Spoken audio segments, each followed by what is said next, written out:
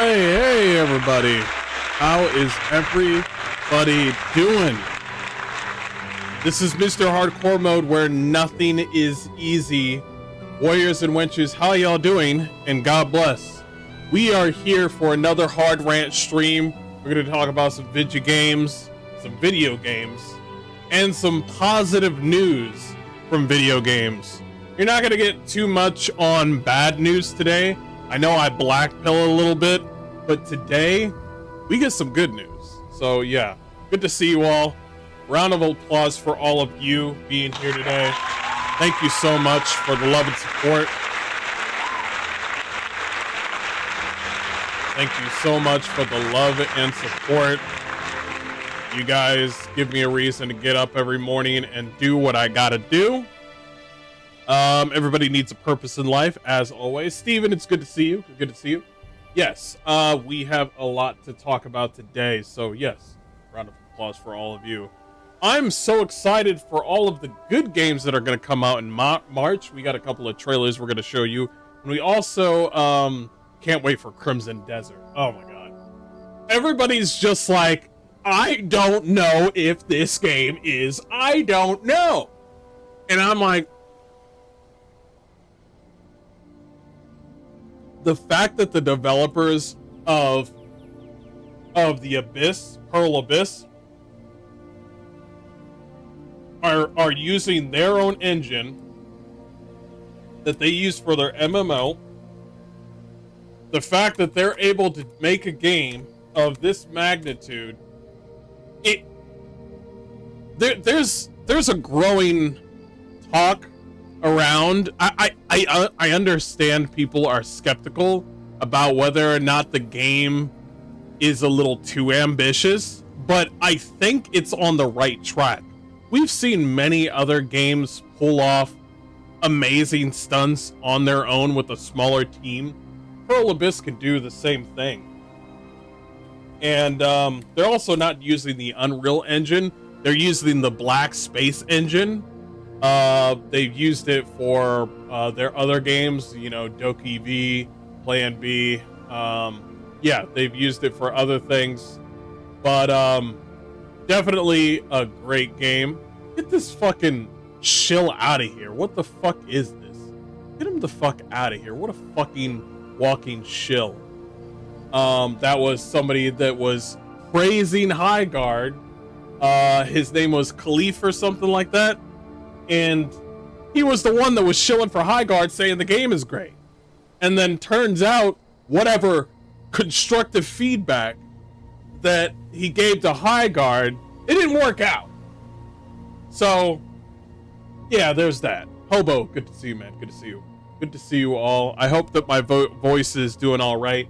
I know my audio can be kind of all over the place. I apologize.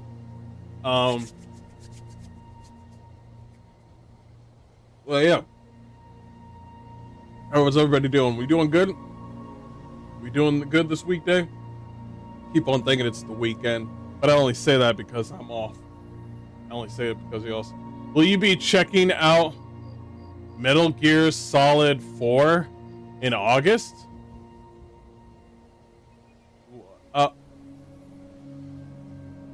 Why Metal Gear Solid 4? Wait, what? Why? What's up with Metal Gear? I don't have any plans to play Metal Gear.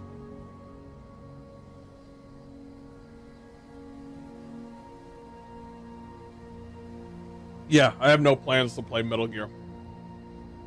Unless it's something else. Yeah, I have no plans to play Metal Gear. I'm not gonna play any Konami games or anything. I do miss the old Kojima, though. The Kojima with Death Stranding, it's not my style. I don't like picking things up and walking everywhere with a baby. I don't know, it's just not fun.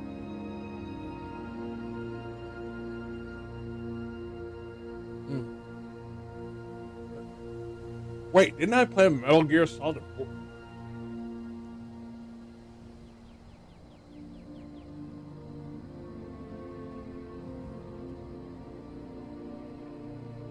Wait, Guns of the Patriot? What is this? What? Konami confirms Metal Gear Solid Master Collection Volume 2 won't have Metal Gear Solid 4, Metal Gear Online, but Peace Walker multiplayer will return.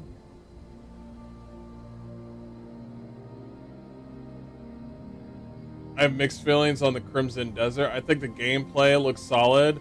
It's like Black Desert, but expanded. But I have doubts on the story, however. The story I'm not really concerned with. I'm going at this game like it's a roller coaster ride. Not like somebody giving me... Like, not every video game has to have a story. But goddamn, make me forget about my life for like 5 hours, please. That's what I want. I'm trying to, as much as I do love story and RPGs, I don't want every game that I play have to have oh man, the story didn't grip me. And I'm just like, well, okay, the story didn't grip me, but I got a giant mech dragon, a giant, I could use all these crazy abilities and stuff like, the same thing with Path of Exile 2. I'm not thinking about the story of Path of Exile 2 at all. All I'm thinking about is my next skill point. That's all I'm thinking about, is my next skill point. Where's my next skill point? I'm trying to make my build. However, not every game needs to have a good, amazing story. It's enough to just be fun to play. Yeah, absolutely. Like,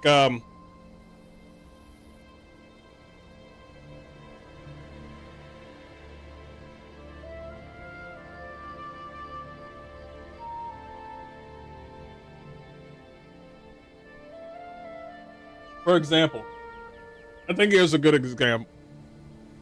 Here's a good example.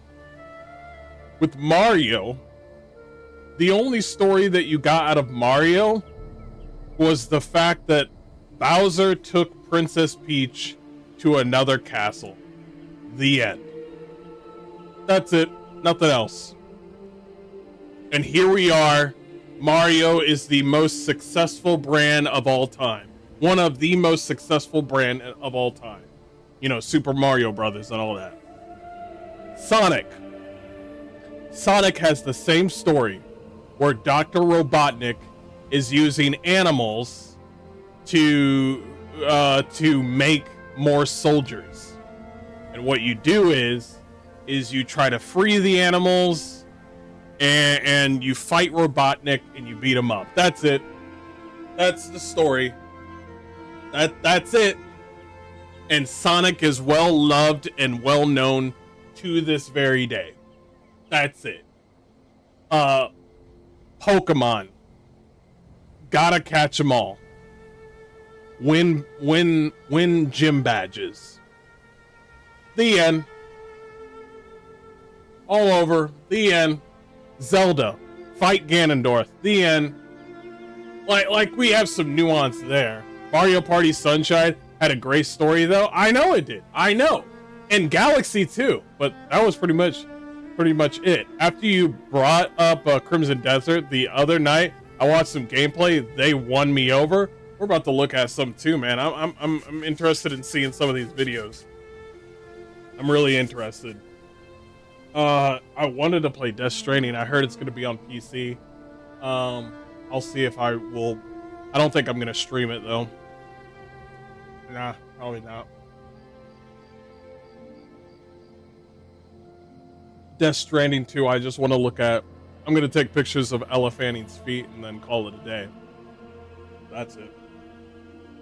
Nothing more. Nothing more, nothing less.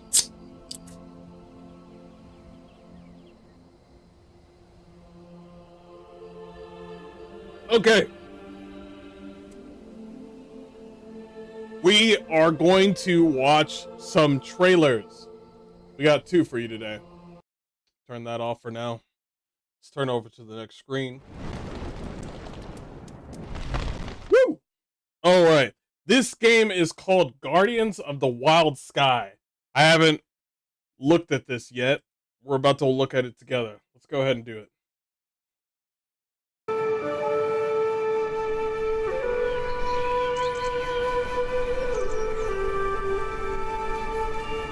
We have mounts and we have dragons in this game. Every woman is gonna lose their fucking mind. You got ships? Okay, now you're winning me over. This does look nice. I'll be honest. This does look very nice.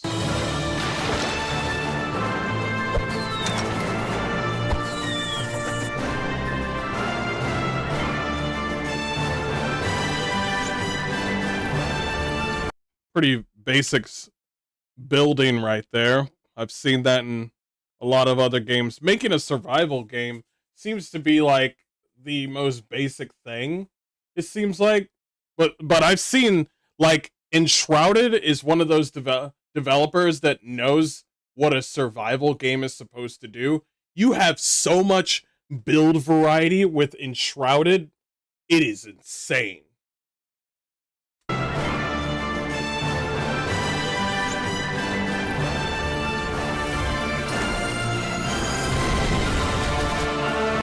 Did you just throw a Pokeball?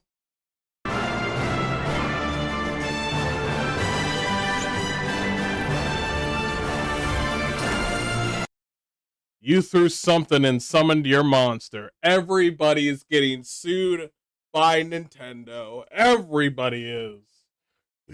Oh my god, bro. But it doesn't matter because it's already been thwarted from the Power World v Nintendo, where they said it's there was too much overreach with the patents, to where they can't even believe that it's a patent in the first place, where they voided out the whole Pokeball thing. And I'm just like, thank God. We could go back to calling them PAL spheres. The one that I want them to bring into on the table, I don't know if it's finished yet, or if this lawsuit is still going down. They need to bring back mounts, where you could fly around and mount your monster. They took that away from us. So let's, I want to see if they'll bring that back.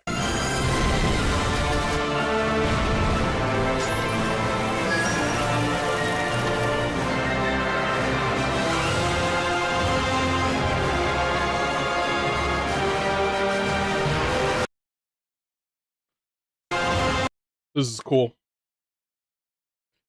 This is cool. This reminds me of No Man's Sky. This is cool. I like this. Let me bring down the music. It might be too loud. I apologize. This is cool right here. This is amazing. This is art right here.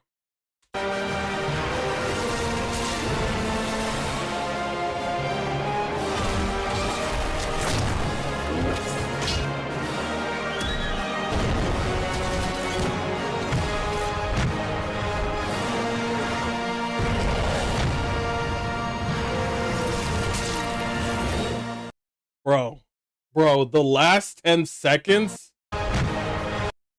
while the ship getting destroyed.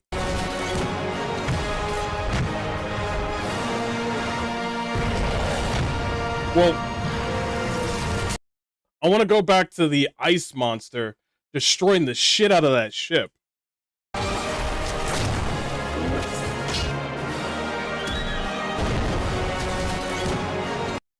Oh, did I pass it? Look at that. It's destroying every bit of that person's ship. That's nice.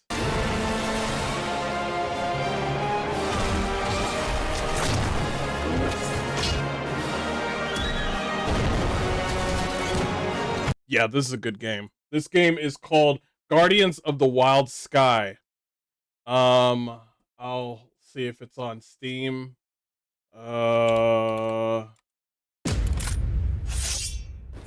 No thanks. I don't want Avowed. No thanks. Yes, there's a demo? Oh shit. Add to library.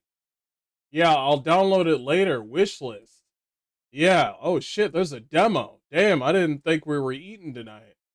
Okay, alright, that's up. The decision about the flying mounts was ridiculous. They didn't invent that. That's what I'm saying. The overreach. The crazy amount of overreach. But oh, we got money, so we could just decide what you could do with your game. Fuck you, Nintendo. Let's go back. We have another game called Wind Rose. It seems, are you starting to, this is a pirate game, a survival pirate game. Are you noticing the theme here? Anyway, let's go ahead and show it.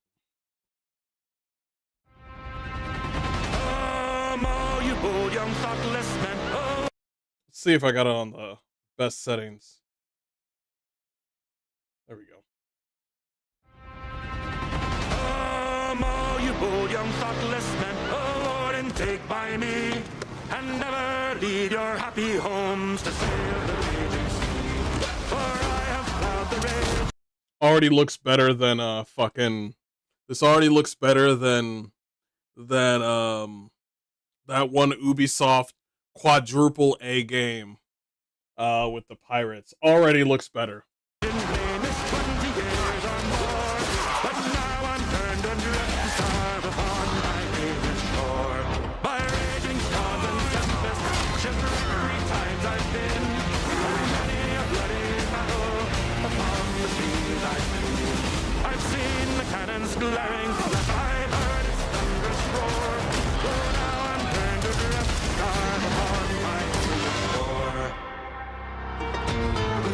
Stop.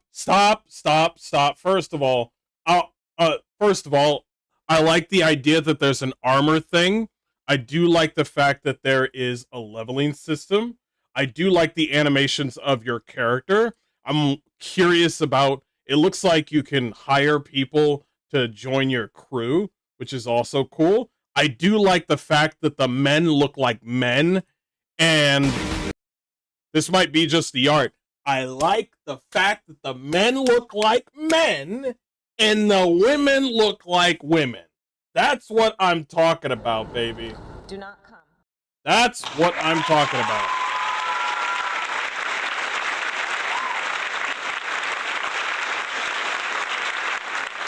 Absolutely.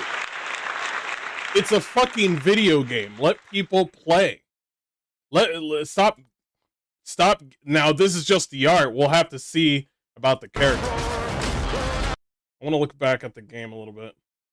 And it just snatch everything that is boat related. Well, not everything. Everything that was ship related from Black Flags, just snatch that shit up.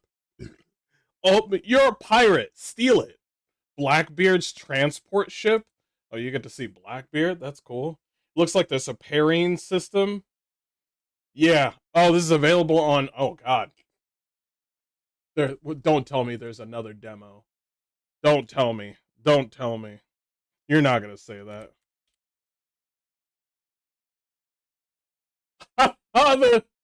Another fucking demo. Yo, we got... Oh, my God. We're eating good. We're eating real good.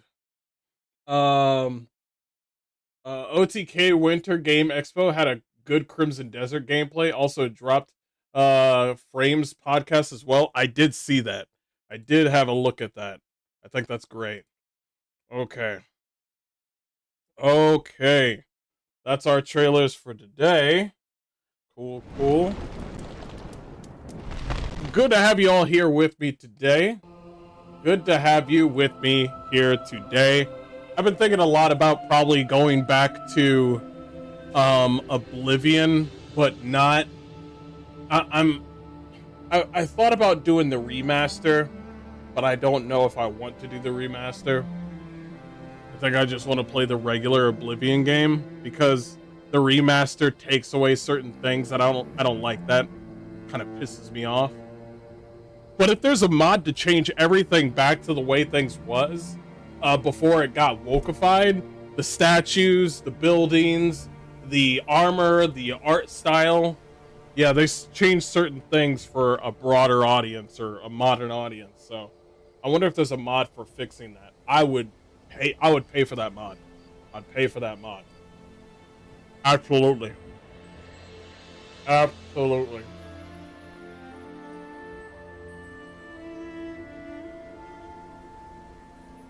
Okay.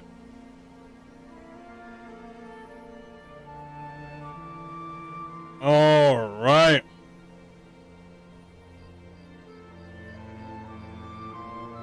Here we go. We got our first talk today. Let's go ahead and do this.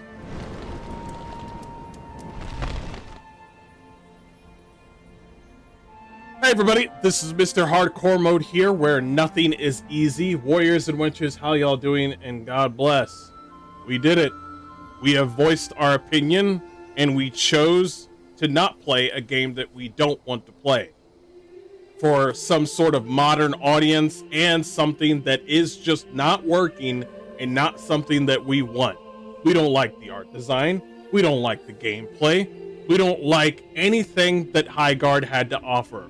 We have too many live service games right now, and for them to spoon feed us or shovel a spoon down our throats of another live service game, each and every one of you have decided, nah, I'm good. Can there be another live service game to where we can pick one up? Yes, but it's not this one, because Highguard's site has been unavailable. It's gone. The Highguard website is kaput. Go check it out if you'd like to see. It is gone. And also, our boy Josh Sobel is off the record. He is out of Twitter. He chose to leave. He chose to scatter. He could not take the heat. This was not what he envisioned. Well, it is what he envisioned was that he thought he was the bee's knees. Turns out that these Highguard developers aren't so indie after all. They have been funded by Tencent, a Chinese company with CCP. Now, it doesn't really matter to me who you're up against or who's paying for you, as long as the game is good. However, when you come out and say something like, oh man, this is our first game, we're trying to get into the indie space, this is our first game, and I'm like, nah son, don't say the I word. Calm down now, back up. This is the perfect example of what not an indie developer is. An indie developer is a person that makes sacrifices. This team does not make sacrifices. They had too many options. They had too many tools in the fucking shed. And they still fucked up. The fact that you got your ass whooped by a weird nerd who made a game about fucking cats and some Chinese nerds that makes you that you become a duck and you can get shot at by more ducks. A game by a bunch of Russian boys who made a game about a crazy AI girlfriend. What else? What else do we got? What other games out there? They got their ass beat up against a developer who's Canadian, who at first didn't make the game so well, but later on gave us better updates. This is No Man's Sky, by the way, and came out and gave us a good game. No, you didn't give us a. You got your ass beat by a stoner who made a stoner game called Schedule 1. You couldn't beat that one guy. And you're only yourself to blame. Now, we're not going to talk about that because we've already had this discussion already. Our main concern right now is that Jeff Keighley knew all about this. Apparently, Jeff Keighley and the Video Game Awards is being directly helped and funded by Tencent. And so, Highguard is also run or being funded by Tencent. And so, when somebody came out and said, hey, Jeff Keighley, now I get it. Now I get it. The reason that Highguard was pushed out at the very end of Video Game Awards was because, well, they didn't have to pay the millions of dollars to,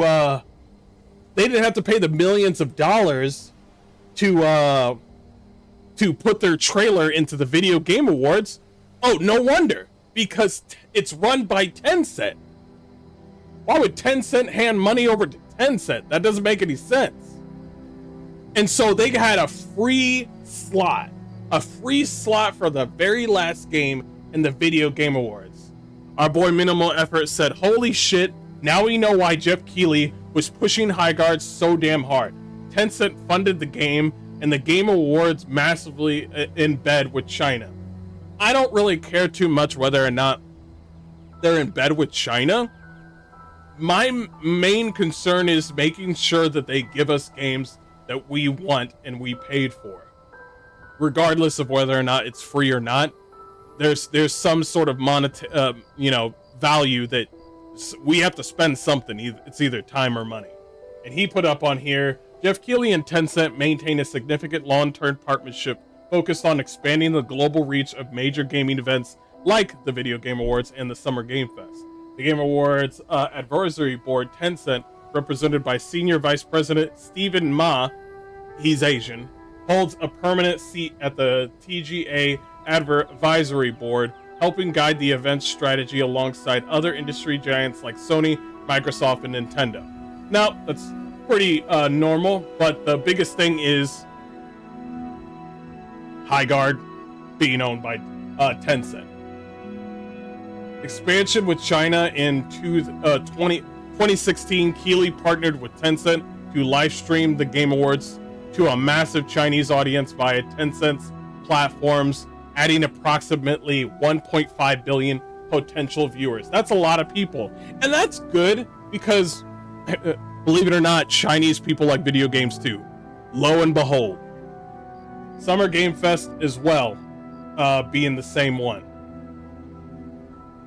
Highguard controversy. Keighley recently faced community scrutiny for heavily promoting the game Highguard at the Game Awards, while some accused him of a conflict of interest because Tencent reportedly secretly funded the title.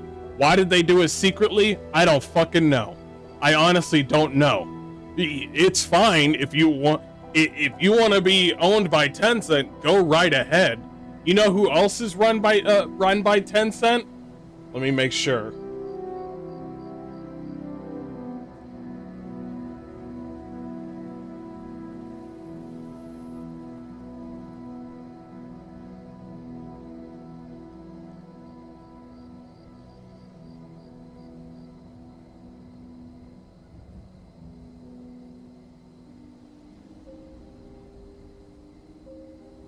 Oh, that's NetEase. No, NetEase is with Tencent. Rebel Wolves, who is making Dawnwalker. While they secured a strategic investment from NetEase Games in 2022 to maintain independence, recent 2025 reports indicate Tencent is involved as a key financial backer for their projects. So it is Tencent. Investment. NetEase acquired a minority stake in 2022, allowing the studio to operate. Yeah. Recent developments as of late 2025 reports suggest Tencent has become a major, if not leading, financial partner for the studio. So that's Rebel Wolves with the Dawnwalker. Now, of course, all that matters right now, this is the only thing that matters to me with this whole ordeal is two things. They lied, telling us that they're indie when they're not, and two, they gave us a game that was straight up shit. And so they think that we're just going to eat up every live service that we see. Live service is slowly but surely a small tunnel. A lot of investors right now are looking at AAA developers right now that are not delivering and saying, wait a minute, these indie developers with 1 or 2 or 13 people or 30 people are doing much better than the AAA developers. And so this is hard to maintain because when it comes to investment and shareholders, they don't really care about the games as long as they get an investment. But a lot of these games are just out there in the, like, perfect example. You don't know whether or not your game is going to succeed. That's just how it is. That's just how some businesses are. But it's more like that with video games, because you don't know what your crowd is into. The investors don't care what people are into as long as they get paid. However, AAA developers are not delivering, and investors right now are looking at this and be like, why the fuck am I giving you money, Ubisoft? Why am I giving you money, EA? Why am I getting all this stuff? All these people. That's why things are getting flipped around and stuff. But back to Highguard.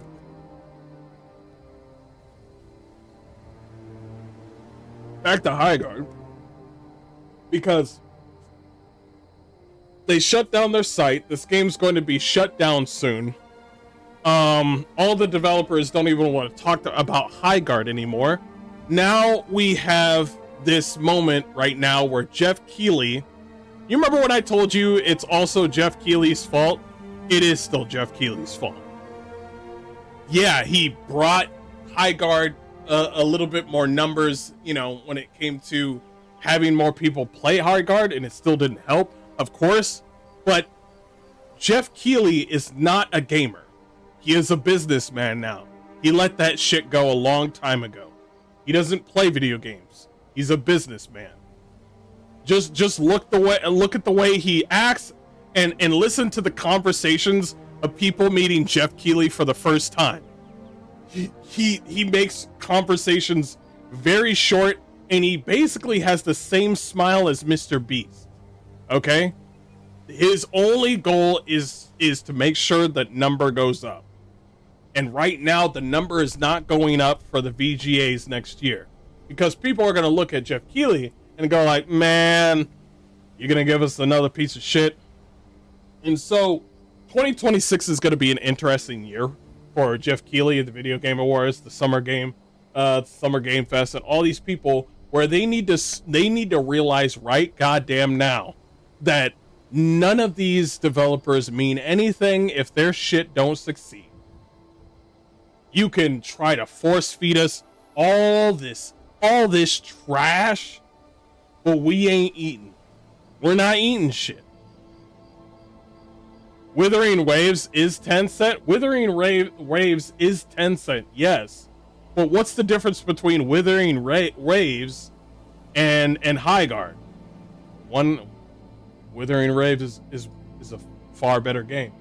That's it. Game's good. That's it. Also, hotter chicks. Jeff does do a lot for the industry, but I don't trust him completely. He does a lot of moving pieces around, but he doesn't know what these pieces are. He's like, oh man, if Jeff Keighley wants to do something great for the game industry, he needs to be up on stage and tell it like it is, like he used to.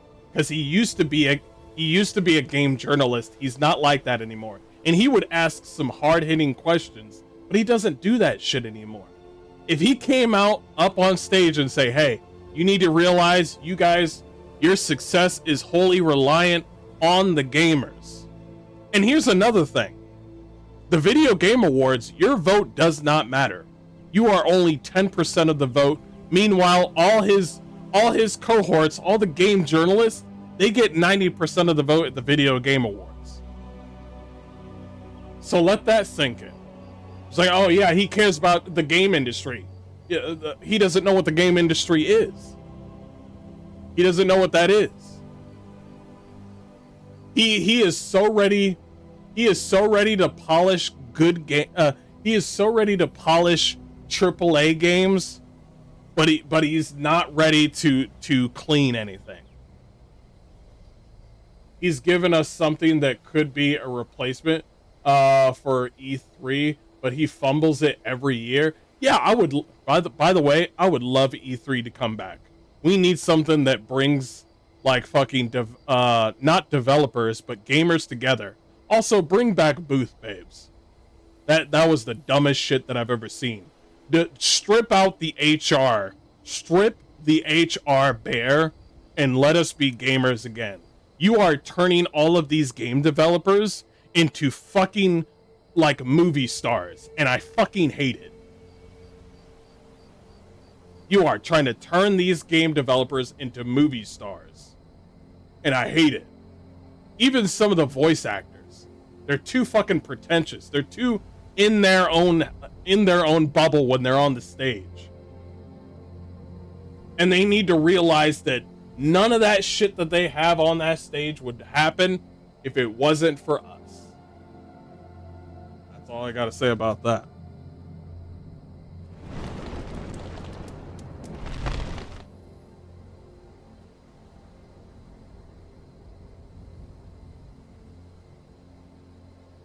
KCD2 not being a winning RPG. Yeah, who won our best RPG? Who was that? Forgot about that. And what's another word for movie stars? The F slur.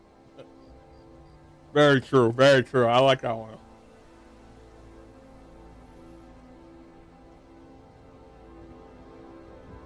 All these movie stars turning their children into trans kids. Can you really be a person if you do that to your own children? Get the fuck out of here. Play obscure one? Alright, well, there's no Claire Obscura this year, so they're gonna have to figure something else out. So, you know what I mean?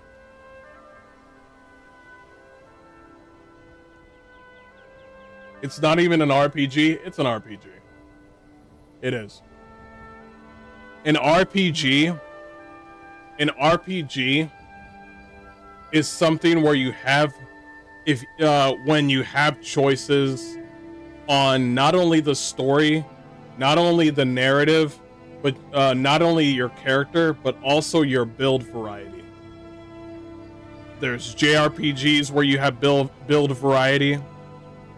There's narrative RPGs that have build variety. That would be Disco Elysium is a good example. What else? Path of Exile is build variety, so you get to choose what you want on there. And you got any game with build variety, you are making an RPG. Octopath Traveler is an RPG. A lot of these are RPGs. It's a role-playing game, and everybody thinks that role-playing is just focused on the story. It's not. Your role is also how you play the game as well. So if you're a pyromancer and you want to be a pyromancer in Elden Ring or Dark Souls, you can be. That's your role. If you want to do just glintstone magic, that's your role. You want to be a knight, human, male in a fucking like RPG, that's your choice. That's what makes an RPG. Everybody thinks that role-playing game is solely focused on what you choose in the story. It's not.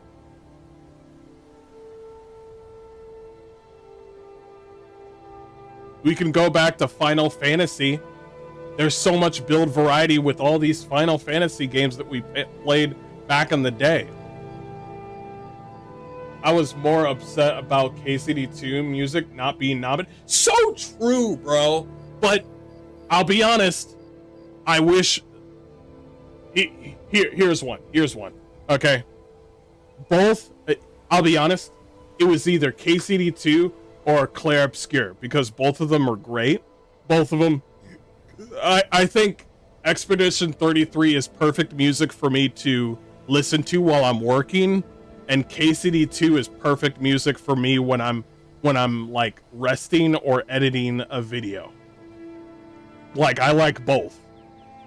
And I think the biggest burden, two things. There's the two biggest burdens that I hate about the VGAs. The fact that you guys only get 10% of the vote. It should be full across board, 100%. The gamers get to decide who becomes Game of the Year. 100%. And also take out games for impact and accessibility. Take those stupid fucking roles out. Take them out.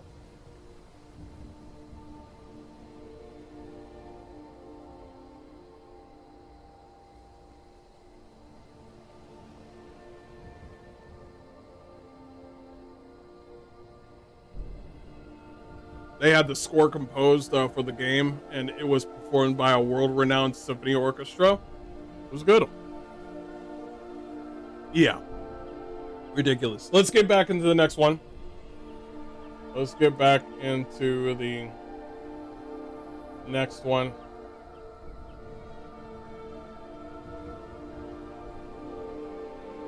Okay. Ooh. Let's do this. All right, this one's Bungie's game journal. Defenders can't save them. Marathon's budget will cook them. This is apparently Marathon, even after the whole plagiarism with the art design that they had to scrap out. We are about to see the gameplay for Marathon again. I've already seen it. I'm telling you right now, the gameplay for Marathon looks like you just spilled your bag of Skittles on your Destiny 2 game, and this is what Marathon is. So let's check out Dr. Disaster's video. Haters, but Marathon is looking real good. Push square, sorry haters, but Marathon is looking real good right now. Any sort of game journalist that puts up sorry haters, you can take out any sort of criticism or any sort of debate from them. Okay? They're not here for video games. They're only here to suck the fat or the lack thereof cock of AAA games. Be it Bungie, be it EA, be it anybody. Ubisoft. They are here. You want to know why? It's because these developers and these publishers are so big that if you give them, if you back them up, if you pretty much parade yourself as some sort of bodyguard to these AAA developers, like these game journalists, you'll get something out of it. And so, what we call these people are just shills. And so, this is what we got. By the way, Push Square is the same people that gave Veilguard a glowing review. So they're not real people. Good right now.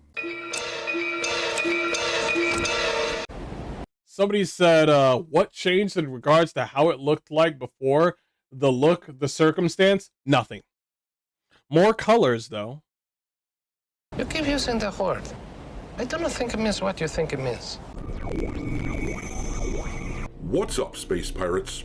This is your admiral, the valiantly vengeful Dr. Disaster.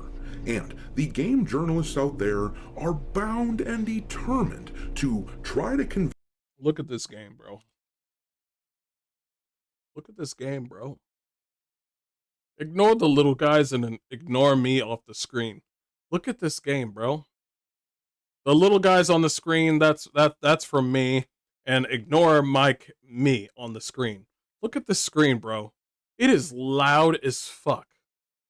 It is a loud ass screen. There's stuff behind me right here. Loud ass screen.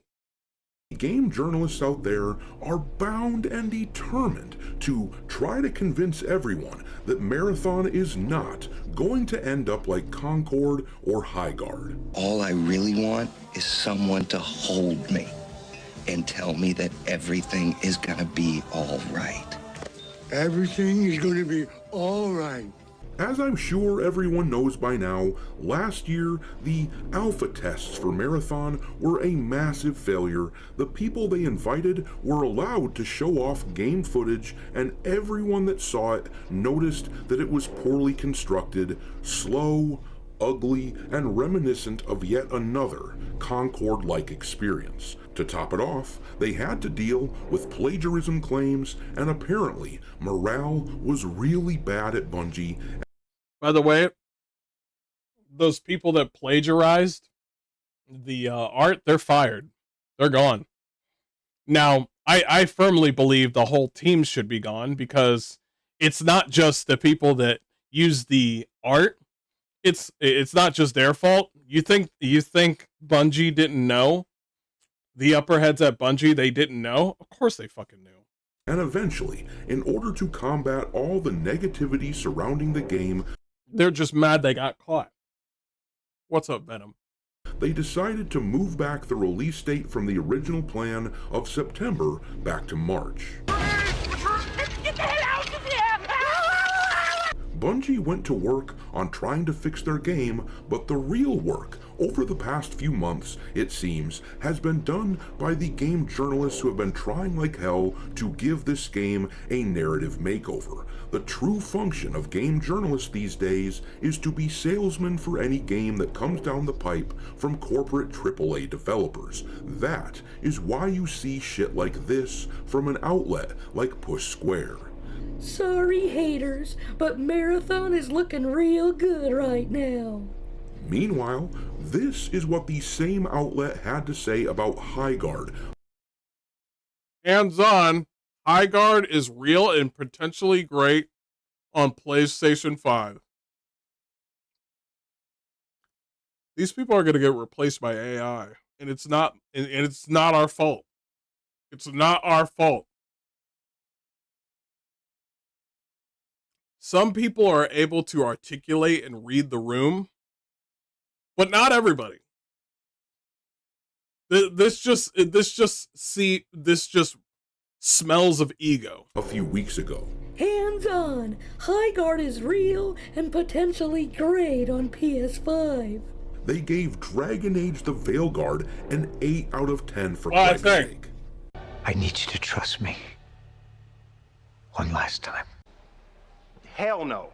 As another example of game journalists trying their damnedest to make Marathon seem appealing, Paul Tassi just came out on X and said that there's no way that Marathon will collapse after 2 weeks, seemingly referring to the way that Concord and Highguard fell apart after just a Yo, I can't stand Paul Tassi, bro. Bro, he just comes out and just he's a game journalist with a fucking attitude with gamers, and I fucking despise this person. When I see people that fucking fuck around with the gamer, I cannot stand it. I cannot stand it. Every single one of these journalists and fucking game developers are trying to become superstars or something, where they're just like, yo, we're gonna take on the chuds or some shit. And I'm like, what the fuck are you talking about? When you lose your job, are you still gonna talk about this? Oh yeah, that's what Alyssa Mercante did. Never mind. I changed. Never mind. You're never gonna stop. By the way, Khalifa, the fat fucker who, the fat fuck that did the shilling for Highguard. Do you think that person was able to also get a alpha code for Marathon? Of course he did. All of these YouTubers, well, not all of them, it's just the ones that always seem to want to reach out and just play every fucking game and say the game is good. Every single one of them. Every single one of them just comes out and just goes like, oh, I'll play your game. It's a great game. And I'm like, sir, you haven't even turned on the game yet.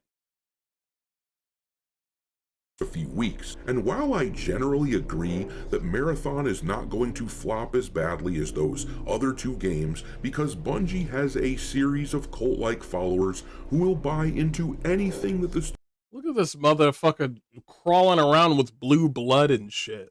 What is this gay shit? studio puts out, no matter what, I'm also still of the opinion that the game is going to struggle.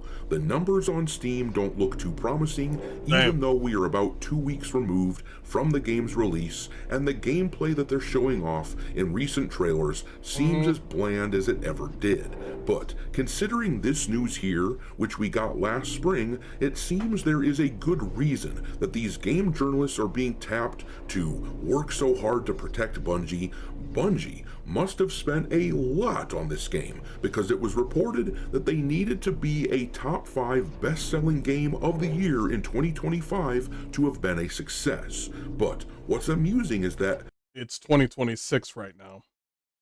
Yeah, yeah, that game didn't come out.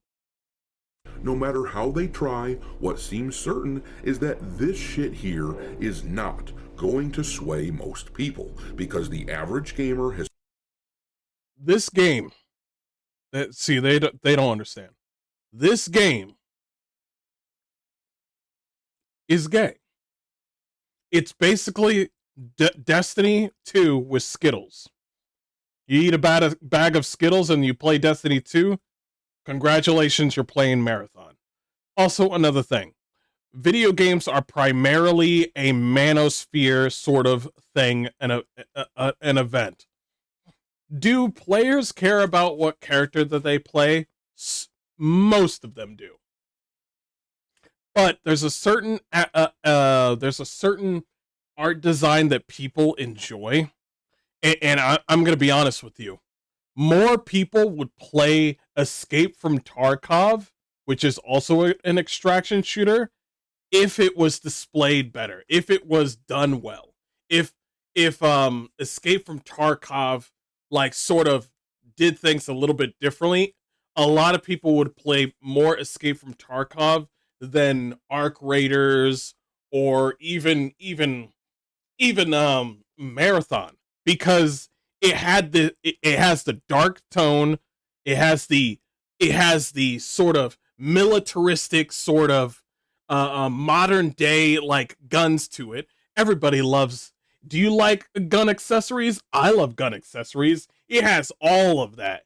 And a lot of boys will see that and be like, oh, that's cool. And of course, there's going to be different extraction shooters. And also, there's going to be hero shooters where you play as Emma Frost or fucking a Tracer and all these other stuff. I know that's not an extraction shooter, but it's still a live service. But what I'm saying is, what was the reason that Overwatch survived? Well, the game was good before Overwatch 2 did its whole thing, and also the characters were kind of unique. But they keep on changing the characters over and over, and they didn't keep promises that were supposed to be kept. Here's another one. Let's talk about an extraction shooter. Give me a good one. Arc Raiders. Why is everybody playing Arc Raiders right now? I wouldn't say specifically for the design of your character, but the design of the overall world and the robots is fucking fantastic. The interactions that you have with other players is so top notch. And here's another thing. Guess what boys like to do? They like to talk shit. In Arc Raiders, you have the ability to talk as much shit as you want. This is Bungie. This is Marathon. They've already got an article where they said that they're going to tone police so many fucking people on their voice chat. And a lot of like sort of online places, they have that, which I fucking hate it. We need to gut the HR bullshit and just say you can only, listen, you can say whatever you want. The only two things you can't do is cheat in the game and dox people. That's it. The only two things you can't do. Say whatever you want. You want to call somebody a Jew? Call somebody a Jew. I don't care. We need that. And Arc Raiders seems to be like this way, like the way you interact with people and the PvE aspect makes that game mwah. In this game, the art design is not built for men. It is super fucking gay. There's too much shit on the fucking screen. You got I already said that it's gay. Saying it gay again is not what I'm into. Is the gunplay all right? It is, but it's literally Destiny 2.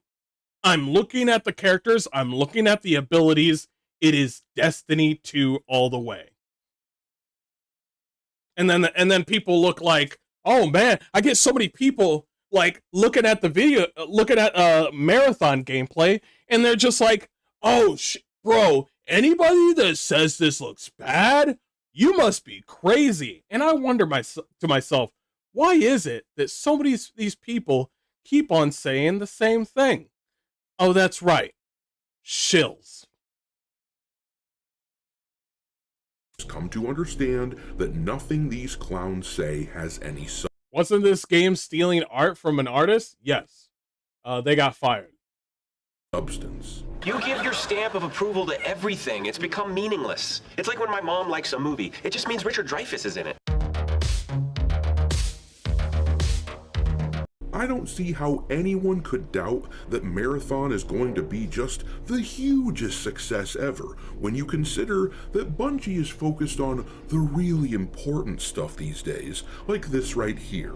I imagine that this is them doing some pandering for Black History Month, but the official Bungie Foundation account on X posted this, saying, "Representation fails when the tools were never built for you in the first place."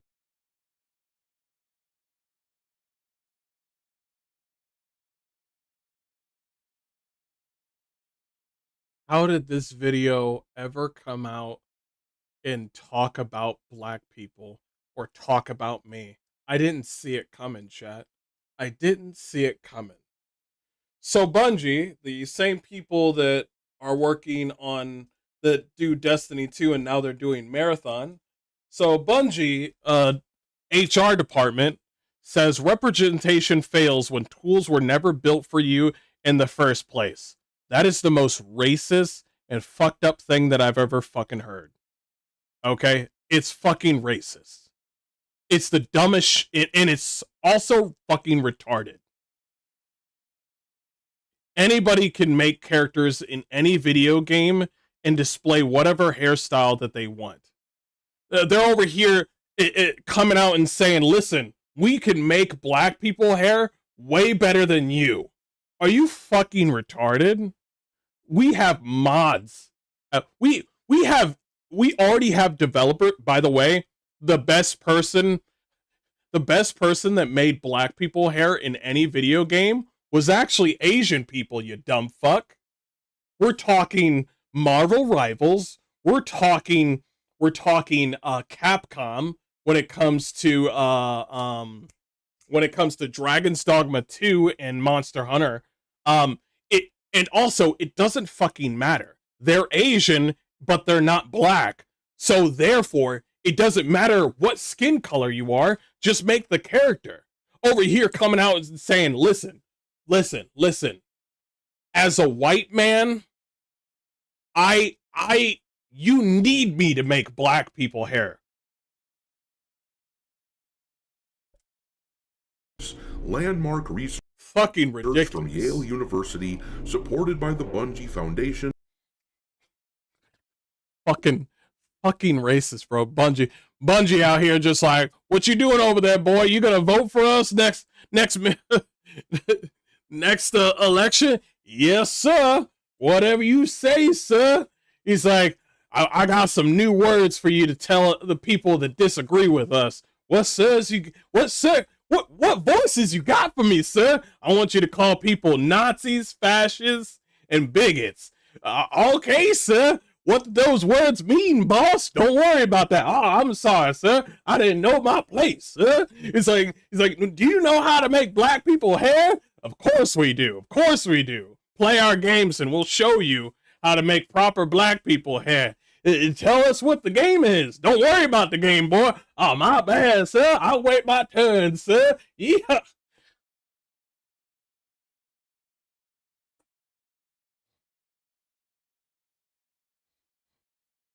By the way, there's no fucking black people in Marathon. There's only ugly fucking crayon people with big ass lips. Is rebuilding hair tech to better represent afro-textured hair in games. And you know, don't get me wrong, I think it's not a bad thing. Didn't Star Citizen do some good hairstyles for black people? I never knew because, well, when you think about a game that's never been finished for 13 or 15 plus years, and you see the game, and I automatically think, oh shit, do I have to pay for, like, there's billions upon billions of dollars on Star Citizen, and I'm over here just like, should I play this game? Will this game ever be done? So that's why I stayed away from Star Citizen. But if what you say is true, then yeah. Do they need all this for black hairstyles? All they gotta do is visit a barbershop. True. Listen, it is literally just evil virtue signaling just to make some ESG scores. It is not about black people. They do not care about black people. It is just about themselves. Imagine all the fucking activists interested in working there. Yeah, they're evil. To suck on Foundation's budget. Yes. Trying to find better art for games, but this level of pandering is insufferable. The only thing worse than a perpetual victim narrative is when that narrative is used by others to try to virtue signal. But anyhow, this article here from Push Square is meant to convince you to shell out your money in support of a studio that hates you, unless you buy into the progressive shitlib worldview. It is meant to convey strength and momentum for Bungie and their game, but it is worth noting that as of right now, with only about 2 weeks to go before the game's launch, Marathon has not even cracked the top 100 sellers on the Steam platform, which isn't a very good sign. 2 weeks from now, you're trying to bring out your game. In March 19th, Crimson Desert is going to come out, and it's going to wipe the floor out of this game. It's going to wipe the floor out of this game. Crimson Desert is coming out March 19th. In this video, it's saying the top seller is 118. Hold on. Let me check Crimson Desert.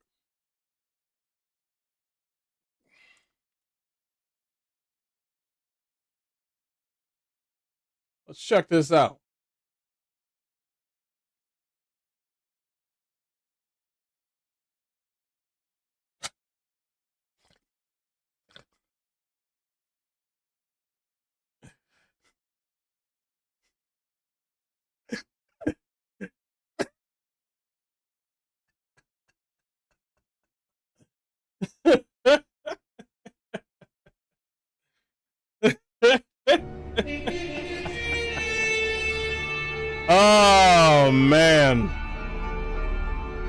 Oh man, you lost. So Crimson Desert is at number 48 on top sellers, number 11 on top wish list, and number 8 in wish list activities. However, their game is 118 in top sellers, 43 in top wish list, and 71 in wish list activity. Considering that they don't really have much competition right now, this isn't exactly a busy time of year for new game releases. Meanwhile, here are the numbers from Eugenics, the cat strategy indie game, which took the world by storm last week.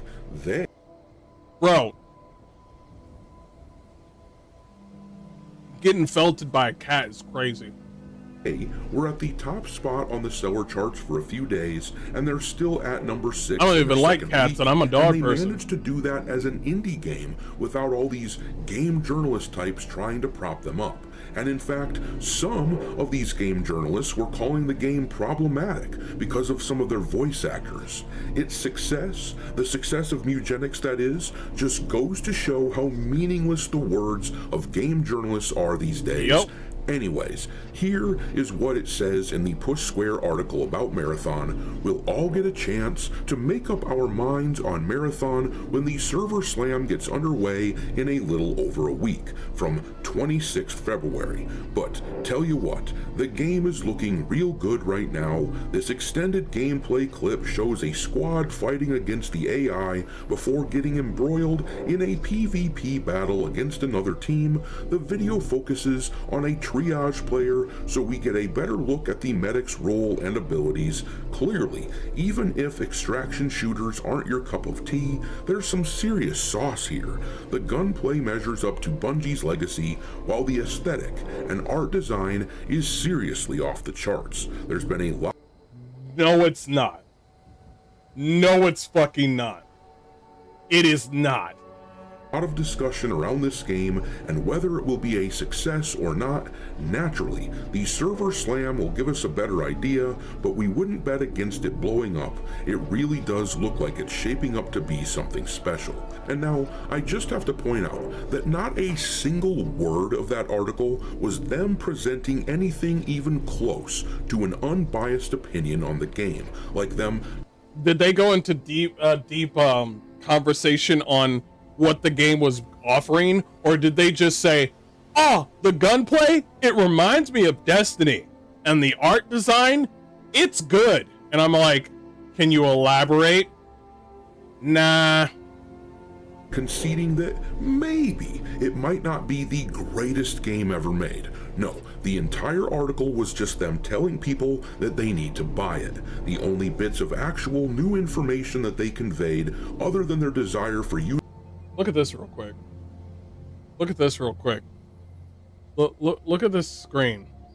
It has no innovation on this screen, period. It is the same slop, boring fucking UI I've ever seen. Expedition 33 or even Persona does better job than this. This has no love. It's just like, you know what is gray, you know what is blue, you know what is green, you know what is purple. You probably know what is orange, considering it's like, you know, a legendary or something. It's so lackluster. You know what I liked about Arc Raiders, even though I haven't played Arc Raiders? I like it when you go up to items and you have to click on an item and it does this sort of like screen rainbow thing, like a sheen sort of clean rainbow like tint on the square, and it's like, oh, you just discovered this, or you just discovered this. So it's kind of like a gotcha system within Arc Raiders that kind of makes you kind of like it unleashes a little bit of dopamine, where it's like, yo, what did I get in here? Yo, what did I get in here? And it will also make different noises and like audio for like items that you like get. Like when you get a legendary, it'll play like a small sound, and it's really nice. Information that they conveyed, other than their desire for you to purchase Marathon, is the fact that the server slam starts on the 26th, and that the gameplay clip gives you info about the medic class, and yet somehow these same people have the gall to try to convince us that they aren't simply shills for their corporate benefactors. But gamers know the score here.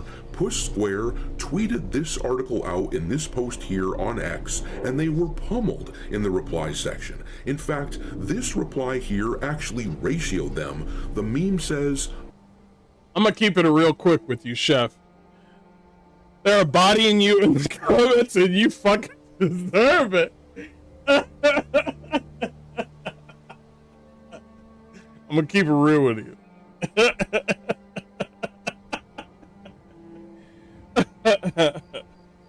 This is great. This is great. What else? What else we got? Game.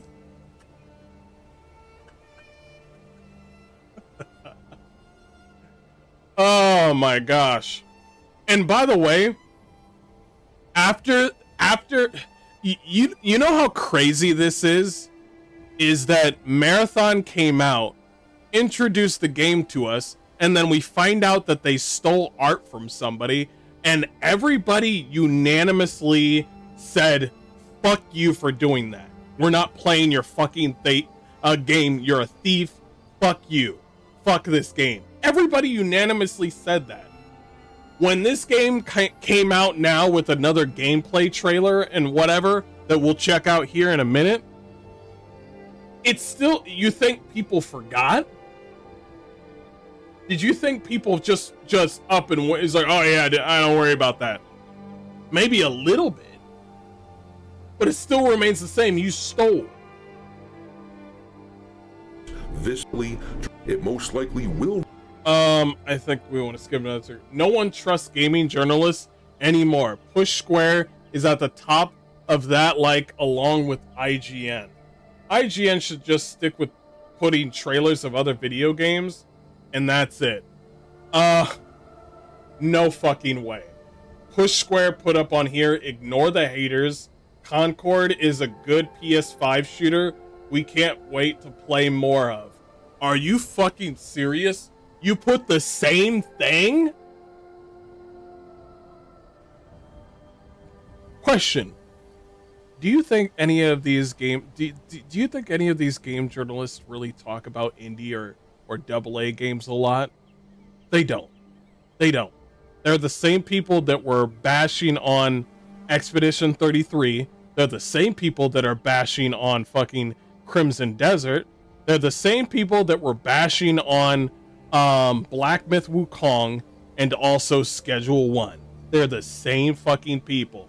Remember that time that we didn't get any awards for Hogwarts Legacy? That was a really good game that billions of people played and it sold very, very well. That's right. That's right. Not even mentioned for any award. So fuck them. Good video though. Really good video. Here's a trailer where they were like, oh my god, check out our trailer. Check it out. Oh my god. By the way, this is no longer, from now on, anybody that says from the creators of, delete that from your memory. None of that fucking matters. That shit is long gone now. From the creators of Halo and Destiny, you're either compromised, they're either compromised or they're fucking not there.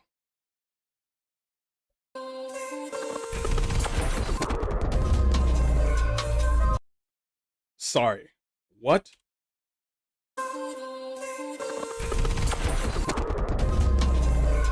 What is this? What is... No, I'm serious right now. I'm so serious right now. What is this room? What is this room? And also, the letters and the number. See, you know this is horrible art design when not only did they steal from somebody who knew about the symbols and the letters and the numbers, you know, that actually knew about what their art was, you know, what the art had meaning for, but the developers said, whatever is on the fucking wall or on the ceiling or on the ground, we don't know what the fuck it means. We're just going to randomly put random letters and random numbers everywhere and pretend like it means something. That's what this is. Great art design, my ass. I'll tell you one thing. Good lighting. Good lighting.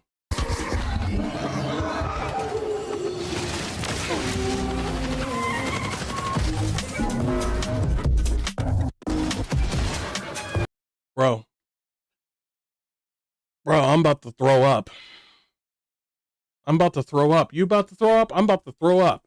Does anybody understand what the fuck is going on here? This is some acid trip bullshit.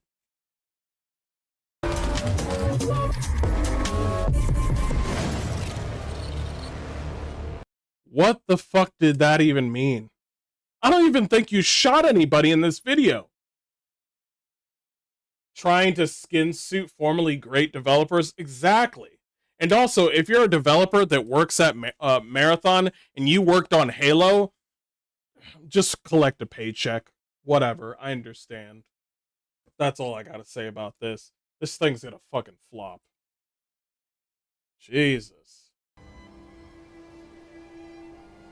Jesus. Unbelievable.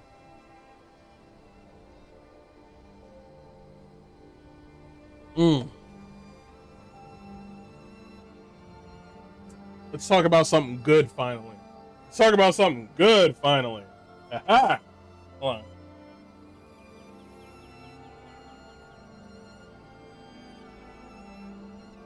I gotta eat. I got to eat. Everybody, you have to eat.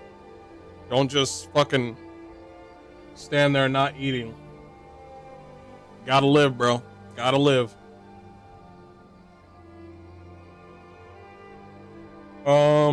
Which one was first? Hey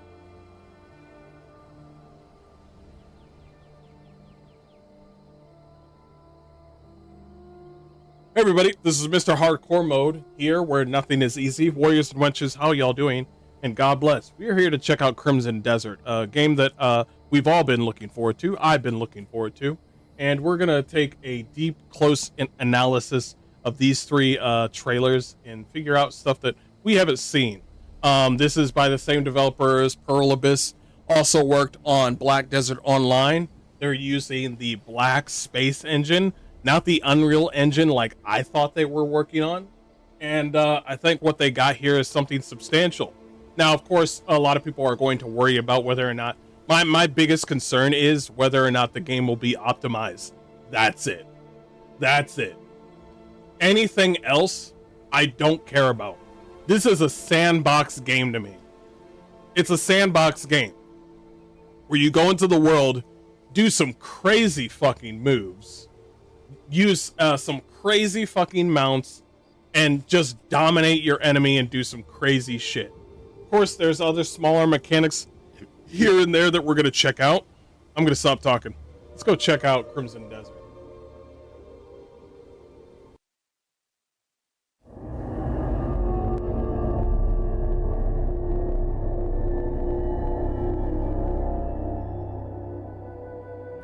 Hello everyone, welcome to the first Crimson Desert Features Overview. Does this remind you of Witcher 3? Does for me. Video. In this series, we'll be sharing information about several gameplay features and providing a look. I like the way the horse moves, very well done. The last game that had very good horseback riding would have to be Red Dead Redemption 2. I think these developers have something. I have to play the game first, of course. Into what you can expect when you step into the world of Crimson Desert. Now, people are going to look at this and be like, how can you do that? And what power is this? And what's the point of all this? I'm going to tell you right now, none of that shit fucking matters. All that matters is that you're having fun. That's the biggest thing. This game is not woke. This game is not trying to give you a narrative. It's not trying to propagandize to you. It's not trying to talk down to you at all. It's not trying to come out and tell you how to, that they know how to make black hairstyles better than everybody else. No, it's not trying to do that, Bungie. It is just a video game. And their biggest focal point, the community managers said, was their biggest focal point was fun. Today, we'll cover our main protagonist, Cliff, and his story, as well as the open world where your journey will take place. By the way, great on the developers for not coming out and saying, hey, we need to have the top of the line graphics. We need the best in the best graphics. By the way, any graphics from any other fucking video game would be better than Starfield and Fallout 4. Okay? So the whole idea of graphics mattering, it doesn't, okay? We got these developers from Bethesda thinking that they're like, oh shit, we're trying to revolutionize it. No, you're not. 16 times the fucking patches. 16 times the crashes. This is the continent of Pywell, a seamless open world filled with natural beauty.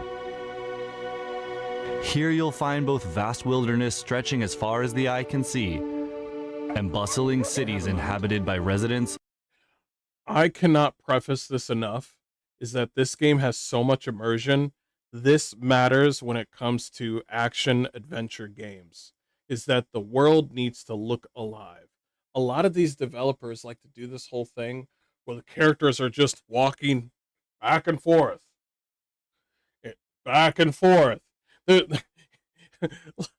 going to bring up Bethesda again.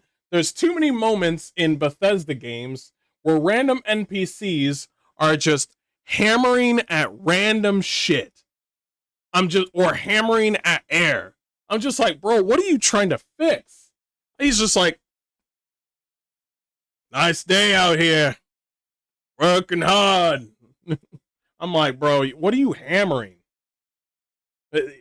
You ever see those games?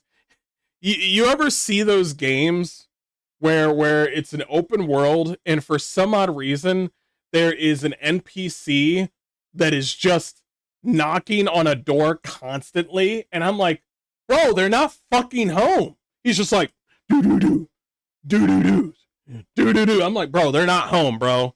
I'm over here thinking to myself, man, there might be some dialogue when somebody opens the door. No. He's just hitting the door. The developers are like, ooh, yeah, it's giving you immersion, like he's going to somebody's house. No, he's not, bro. You just ordered this character. Let's continue the video. I have so many gripes with so many video games. Let's just continue. Goddamn. From all I can walks rant of about life. this all day. Hey, As Brisket. you explore, you may also come across ancient ruins and more just waiting to be discovered. But for all its beauty, danger lurks in all corners. Rival factions Oh, you could parkour anything as well. Nice, nice castle. clash in deadly conflicts. This is the part that worries me, is the amount of people on the screen and how much my game can handle. I believe the because right now they're in optimization phase, and the community manager, their primary focus is to make sure to have this game work day one, and for lower graded or lower graphic computers to actually operate the thing. We'll see if that works out. Roam the lands. And high above, in the realm known as the Abyss, a growing mystical imbalance threatens to push the world toward chaos. This is where you step in. Here, take these wings.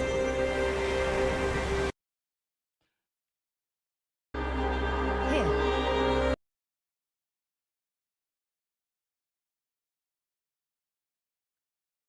Have you ever looked at a video game and you said to yourself, "Oh, this must be an Asian developer"?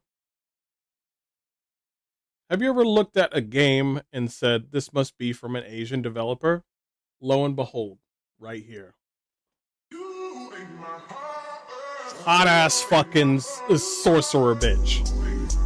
You're like, "Oh yeah, this is Asian devs, right?" Take these wings. It's time to return. I want the hat.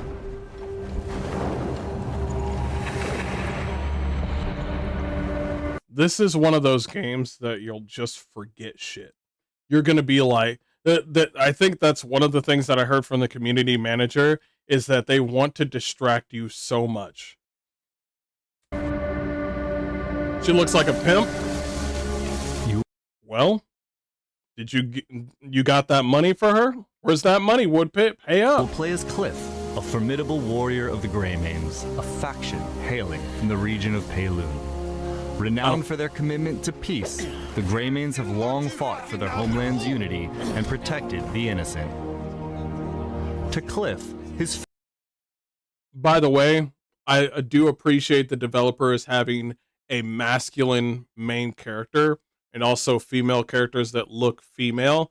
And here's another thing. Here's another thing that's going to blow your fucking mind, even though I've been pausing this a lot. Let me show you something, because everybody knows that these graphics aren't the best graphics. But here, watch this. Unity and watch the girl with the bread. Protected the innocent. To Cliff, his... That looked fucking horrible. And I don't fucking care. You think I'm going to come out and be like, bro, I need to see every single teeth. I need to see all the crumbs. I need to see the bread bite off and break when you bite onto it. Yeah, that sounds great. I don't really care. That is a bonus if you put that into the game. All I care about is that's good enough for me.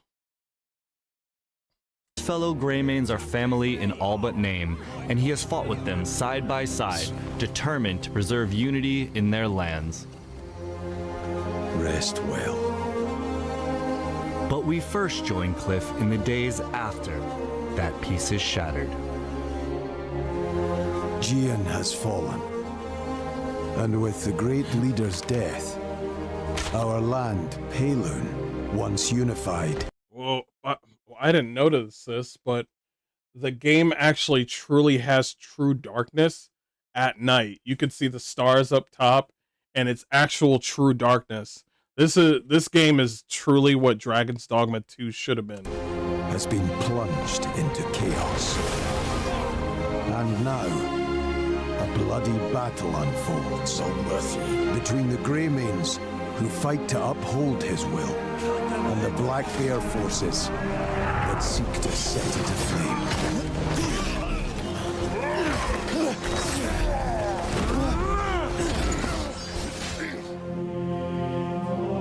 Your journey begins with reuniting the surviving Greymanes to rebuild the faction and reclaim your homeland. Black Bear bastards swore up and down you were dead. Ross! But as you venture farther, the clearer it will become that the fate of more than just the Greymanes is in your hands. Where are the black people?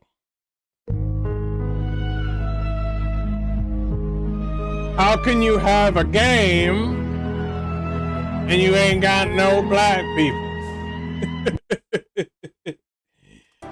Forces of greed and malice wreak havoc across the continent, while a far greater threat emerges.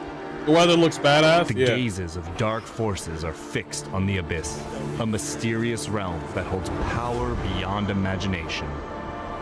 And in doing so, drives the balance of this unknown world and the continent below ever deeper into chaos. Fragments of the Abyss are falling to the lands below and lie scattered across Pylo. Defeating those that seek to use these remnants and restoring the Abyss's broken balance will be an important part of your journey. I love the armor in this game. The Abyss holds what the world itself will contain, which is why they plot to open the gate. What's behind it? That's a goblin. Kill the goblin. Everybody knows you should kill goblins. Pure power, raw and untamed. The moment it is claimed by a single hand, ruin is sure to follow. If we fail to do so, they say the map is 400 square miles? Hold on.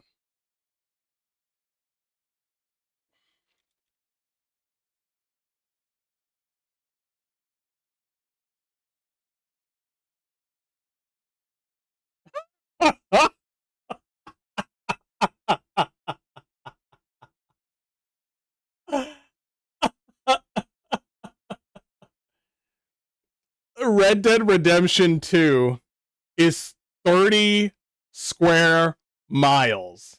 And you're telling me that this game is 400 square miles?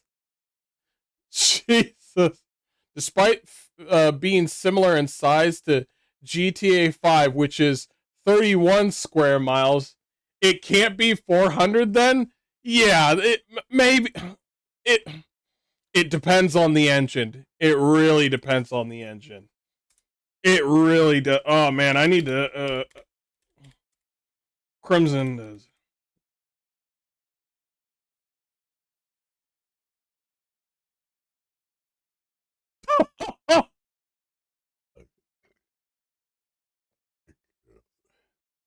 No.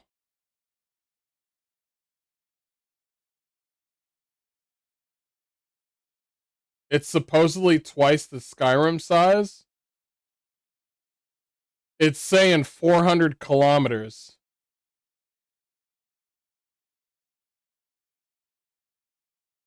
We'll see. Countless lives will be lost. We can't do this alone. Naira, gather all of the Greymanes. Consider it done. Take focus! They're all fucking dead!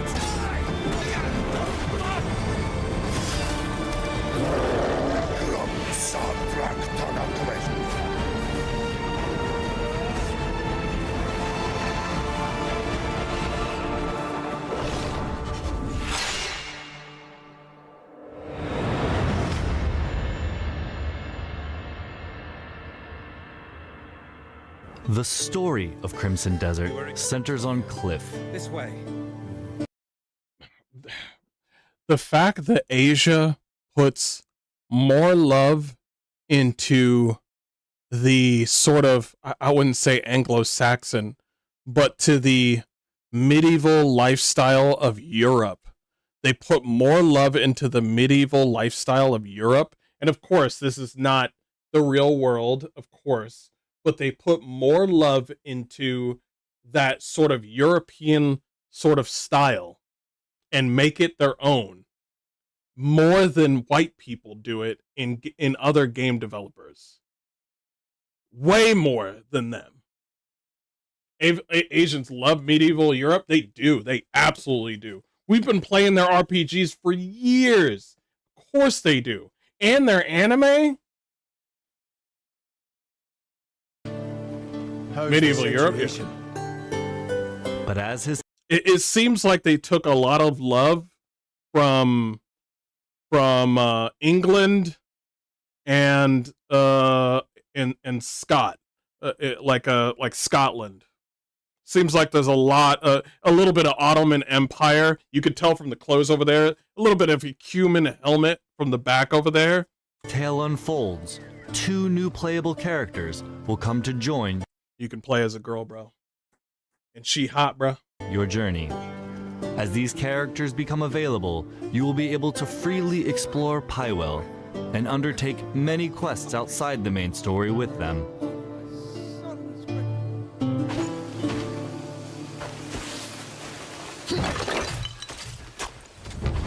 Each character has their own metric measurements are God's own measurement. He then yanks and you imperial measurements. How crass. Dang, zombie just came in. Combat style, as well as unique skills and weapons, allowing you to experience the world and its battles in different ways. You get a gun?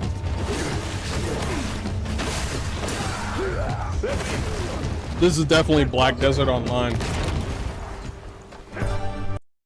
So, here's what you guys should know. This game was supposed to be a multiplayer MMO game, and so they changed it into a one-player game. That is fucking crazy.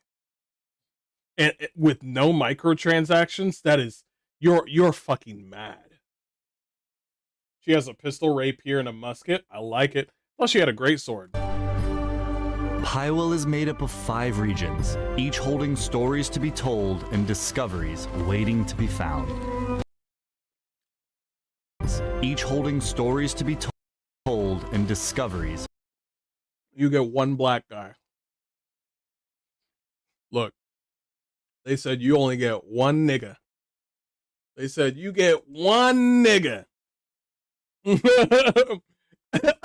Black people are going to play this game and be like, there's one black guy and there's all these white people, and they're going to see all the other species and they're going to be like, why are there more goblins and orcs in this game than there are black people?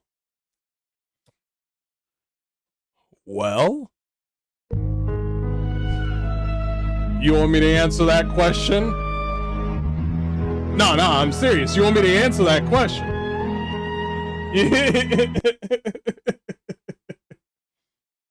That guy's charcoal dark? Yeah. Waiting to be found.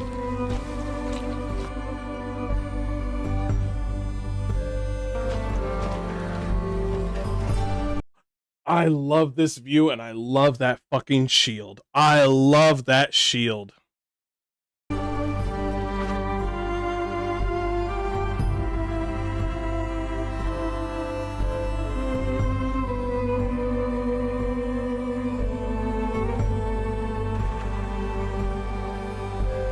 Oh, a science and technology area. Interesting. Bro. Yes. Crimson Desert. The main questline follows Cliff's journey through the if you go to an icy area too. Pywell goes far beyond following a single path. The continent is full of other tales, interesting encounters, and hidden challenges. That's how you make an attractive orc woman, by the way. It's about goddamn time. Challenges that all shape your adventure, and you're free to take them on in any order you choose. Many of Pywell. I hate this map. I hate it. I hate this map. I hate it. Yeah, I don't like this map. The reason being is because I despise white maps. I hate white maps.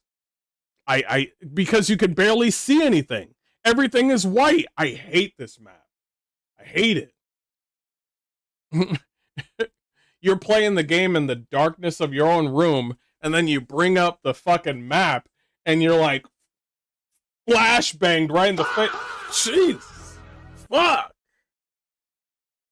Those quests revolve around the factions, houses, and organizations of Pywell. Some of these quests are grand, with large-scale objectives like reclaiming fortresses and taking on formidable foes. Do you know how to drive a wagon? Would you take the reins and get me to the trading post?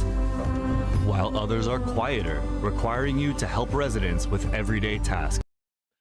Rockstar is looking at this development team, and they're just like, how fucking dare you? How fucking dare you? There's only one game where you can have a wagon. We're gonna have to see you in court.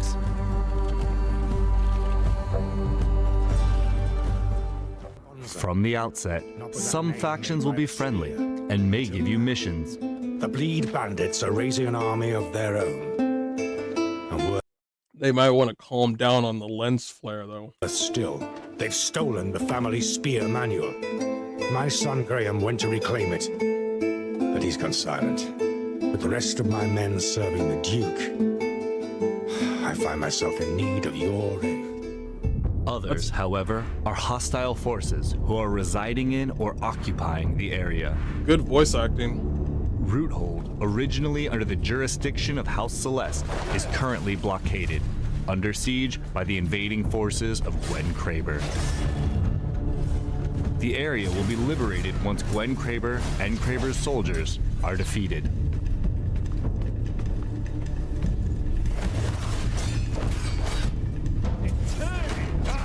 If there's one thing that they do need to do about the combat, it's the fact that the screen shakes every time when you land a hit. That's one thing they need to do.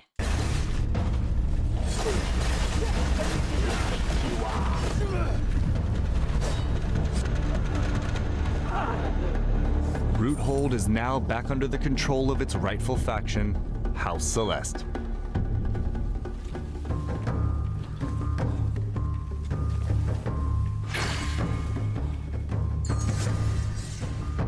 Enemy forces have withdrawn, and the region will now be safe to travel. In other liberated locations, the homes of rightful residents may be restored. Rewards for faction quests will be helpful in your character progression, from meeting new merchants to receiving equipment for your journey and gaining access. I fucking love that armor, bro. Love that armor. The gauntlets need work, though. To resources like lumber, stone, and other materials you'll need to rebuild the Greymane's home.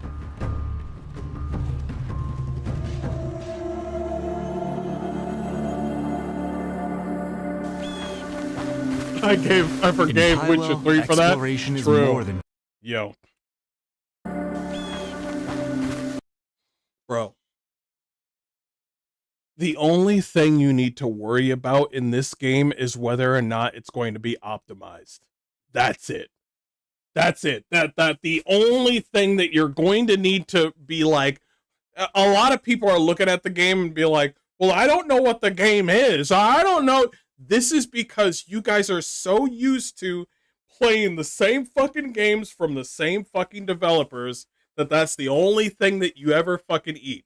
We are surrounded by a whole bunch of fucking people that play games that are just their games. So it's like you try to tell a Souls player Like, hey, I know you play Souls games, but have you ever tried Mass Effect? And you're just like, what? I don't want to play this game. I don't like shooting games, and this game is asking me to fuck a blue chick. That's what I'm fucking talking about. This is the only reason, because not many people play like Pearl Abyss like fucking games, or games that is far away from other developers. I think a perfect example would have to be Stellar Blade. Stellar Blade's Shift Up made a game previously before Stellar Blade, which is called Nikke, and it's a gacha game. And then they came out with Stellar Blade with no microtransactions and a first-player game, and people were also skeptical about that. Not the fucking character. They were skeptical of whether or not the game was going to be good. We're going to get the same thing from here.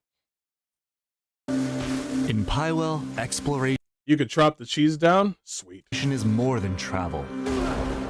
It's discovery. How the fuck? Don't matter. Whether it's finding undiscovered points of interest, hidden treasures, or simply a vantage point to take in the view. There is much that will draw your curiosity to wander.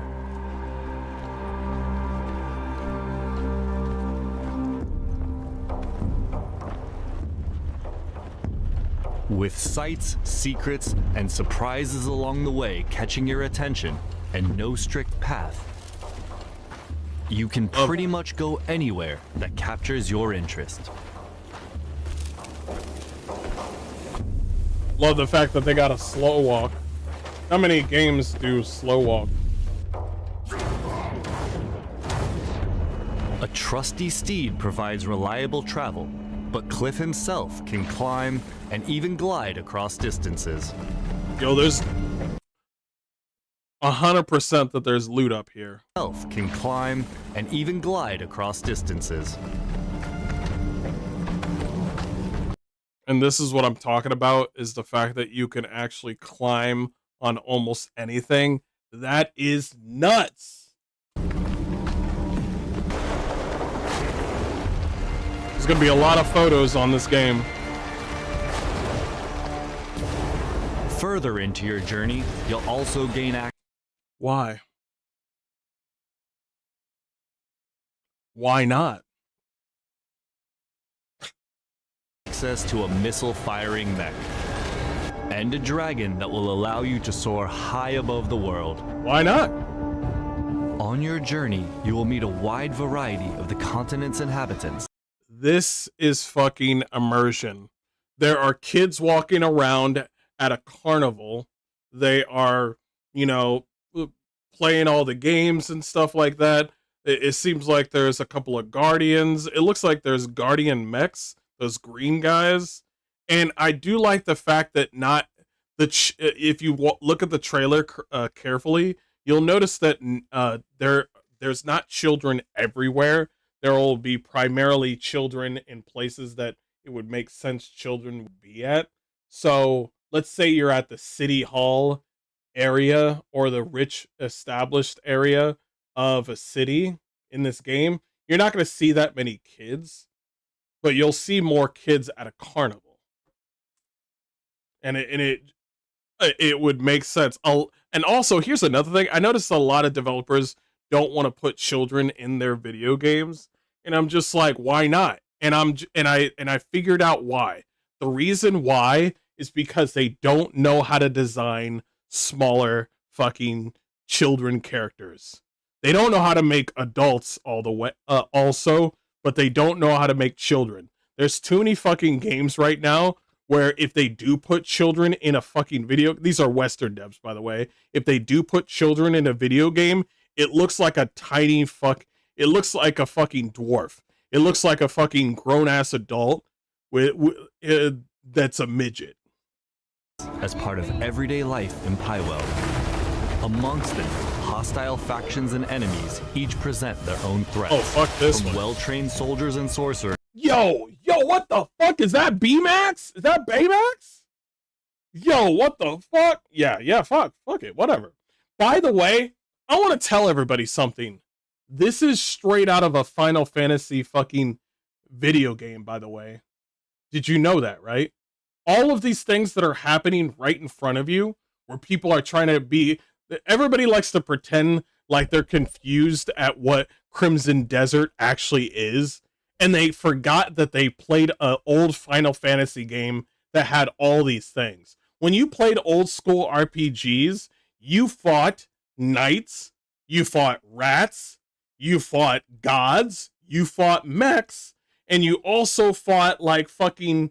You fought elementals. You fought all these different creatures back when you were a kid, and now you're seeing it in 2026, and you're like, well, some of this stuff doesn't make any sense. You already played this game before.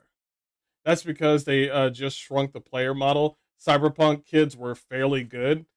Yeah, fairly good, a little bit. To ferocious beasts and machines that will test your combat skill and adaptability.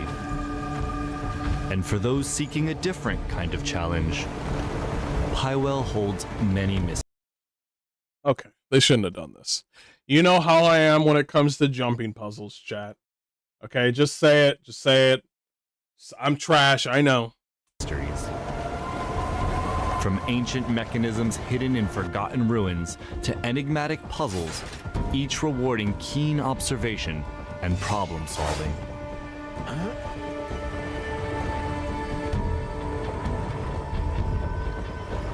Now, let's go over just some of the things you can discover out in the world. The Abyss is a mysterious realm brimming with secrets and untold power. Its influence stretches. Nintendo, the people that made fucking Breath of the Wild, are looking at this like, how fucking dare you, bro? How dare you? Just far beyond its own borders, spilling into the lands of Highwell. Fragments have fallen to the world below and lie scattered across the continent. And discovering these remnants will be an important part of your journey.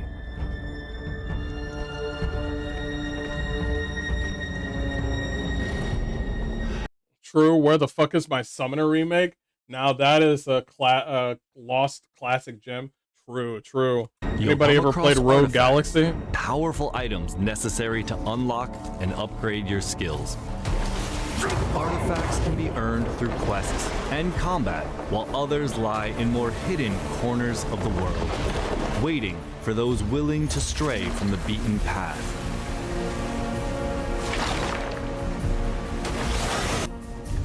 Traces of the Abyss you discover will open up fast travel locations, making it easier to revisit and explore the areas of Highwell you've discovered. In time, your search will inevitably take you to the Abyss itself. Venturing into its mysterious realms will put your wits to the test as you uncover its secrets and restore the Abyss's broken balance. Across Highwell lie valuable equipment and items, some tucked away in hidden corners, others guarded fiercely within enemy camps, forts, and strongholds. Soul Spear. Many of the items you uncover may offer powerful and helpful advantages in combat and exploration. Best fucking armor in the game, by the way. Even the smaller items you collect along the way can prove unexpectedly useful, benefiting those who search every path and face every challenge.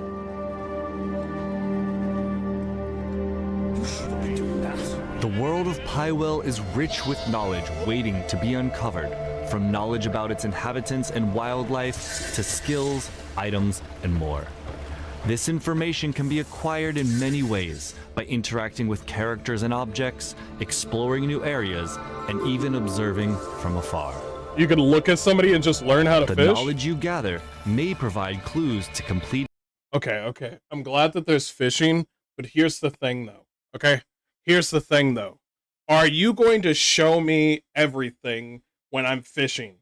Red Dead Redemption 2 has the best fishing in most games, where it shows everything.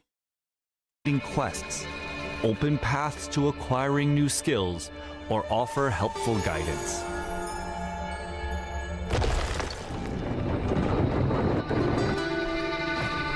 That's all for today's look at the story and world of Crimson Desert.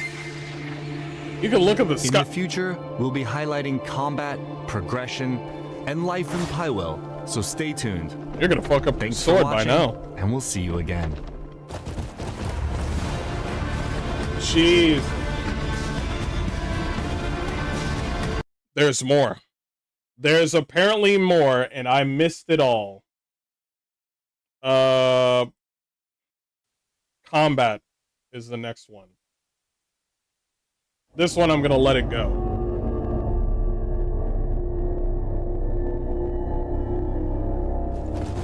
Hello everyone.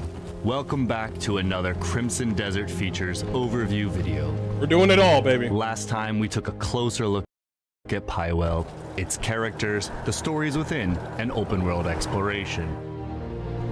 Today, we'll be shifting our attention to another important aspect of the game, combat and progression. A lot of people have said that they've shown too much, and a community manager said, no, we've barely scratched the surface.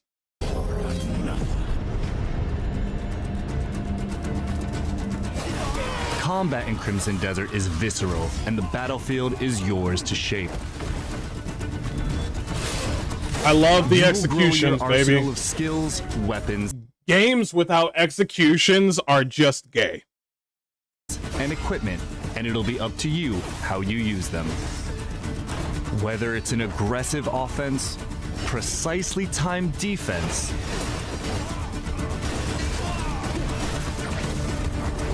or even using your mount in the environment to your advantage. Combat in Pywell is full of possibility. Sure, why not? Wield a wide array of weapons from sword and shield, spears, great swords, axes, and array of weapons from sword and shield, spears, great. I'm hard, bro. Bro, she is going to get modded so fucking hard. I'm ready for it. This character is going to get modded so fucking hard. You're going to mod the one character, the first guy. You're going to mod the first guy to look like fucking...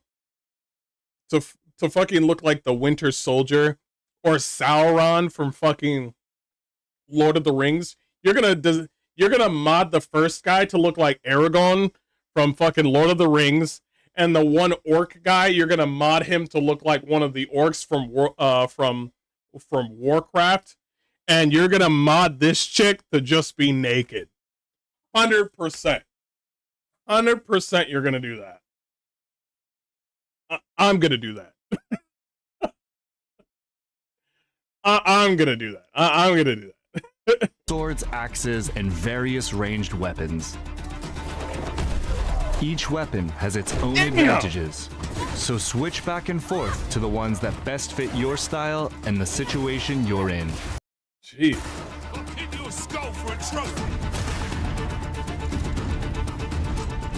Musket. Powerful weapon skills can be paired. Avowed is like, we got muskets too. Shut the fuck up, Avowed. Shut the fuck up. Do you hear me?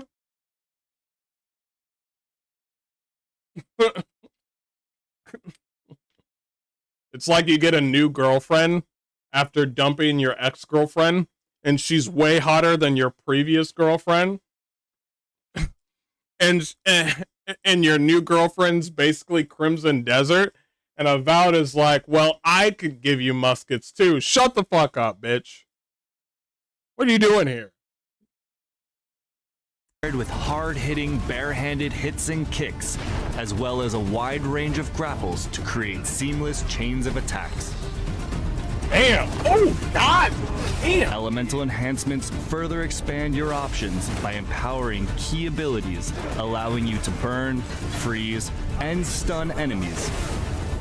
So combine weapons and chain skills the way you want. We got dual blades, boys.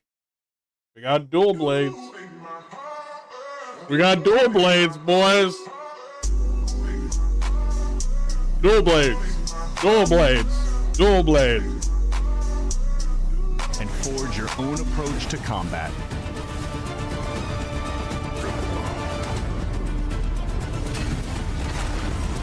I look at that and I say, why not? Whatever.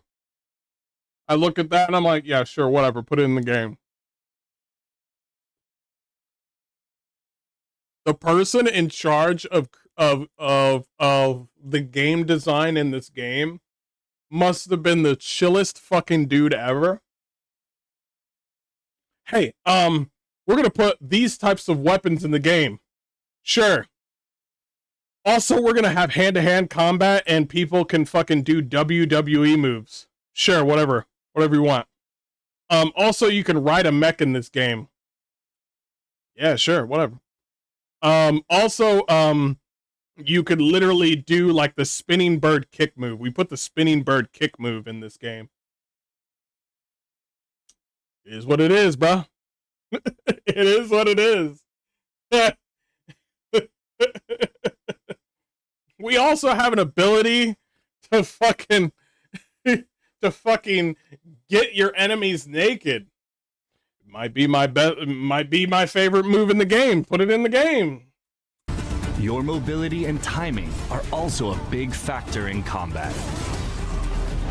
Slides, dodges, counters, and swings flow directly into attacks, keeping you mobile and relentless.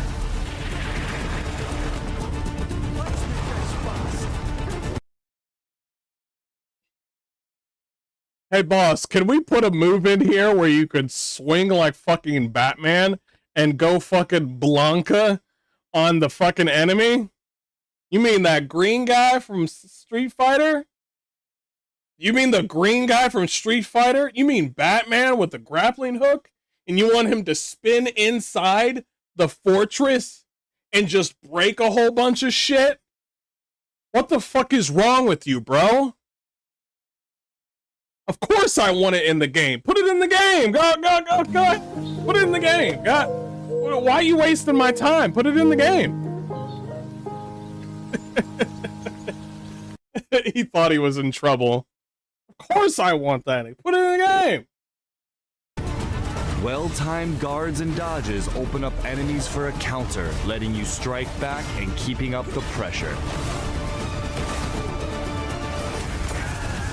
The result is combat that feels grounded, yet explosive and endlessly expressive.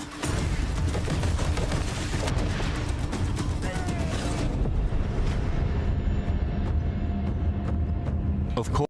Poco Live says, funny how the woke retards aren't modding bigotry games into DEI games. Yeah, it's like further proving that they don't play games, period. Listen, I have seen their modern audience go for the same thing that we like. Hot characters, making them naked, probably making them gay. That's a sin, by the way. But they're literally gooning as well. They are lying to your face. Rules for thee, but not for me. Of course, the skills you've just seen won't all be available from the start. If you've seen some of our previous gameplay videos, Cliff is usually shown at a much greater height of his power, wielding a wide range of devastating skills. But when you awaken in the aftermath of the Black Bear's assault at the start of your journey, you start from scratch with a more limited set of abilities and equipment. A core part of your journey in Pywell is the transformation from a survivor into a truly formidable Greymane, and you decide how that progression takes place. As we mentioned in our previous features video, you will acquire artifacts, fragments of the abyss that have fallen to the world below through quests, combat, and exploration. Nice. They lie at the end of many trials in the possession of powerful bosses and hidden across Pywell. That guy looks like an asshole. Up in the abyss. Acquiring these artifacts will be crucial to your... What's that? I like the way they do wind in this game. Abyss. Acquiring these artifact Energy consumes to evade the perform various actions. Look at it later. Artifacts will be crucial to your progression. Yeah. As they enable you to increase core stats like health and stamina, unlock new skills for more skill chaining potential, and she's hot. I don't even know her name. I don't need to know her name. She's hot. Enhance existing ones, thereby increasing your combat and exploration capabilities. Thereby increase. I'm mad she looked at the fucking camera and I went. I don't know why that fucking hit me for a second. I'm mad I didn't expect her to look at the camera after I said that, and part of me was going like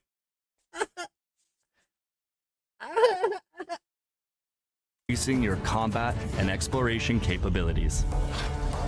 I don't get that feeling anymore with games. Some skills and upgrades cannot be obtained through artifacts alone and must be observed firsthand out in the world. Oh, good.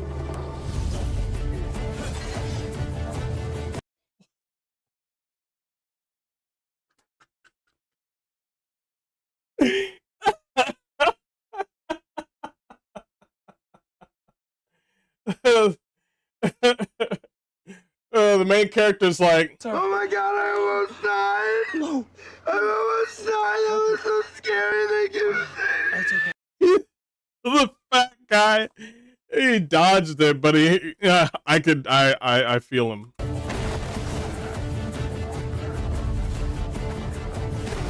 You may be.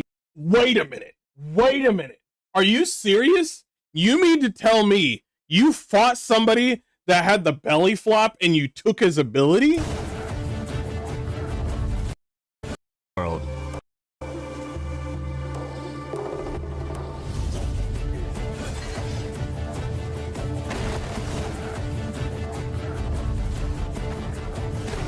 You may be the type to want to upgrade your stamina quickly, to run and glide around the world longer to explore. I like the fact that the other characters that you can use don't have the gliding thing like the main character does. And this bitch is out here using like a helicopter shit.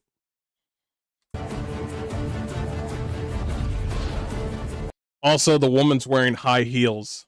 I want to hear somebody say something. That's not practical. Fuck you.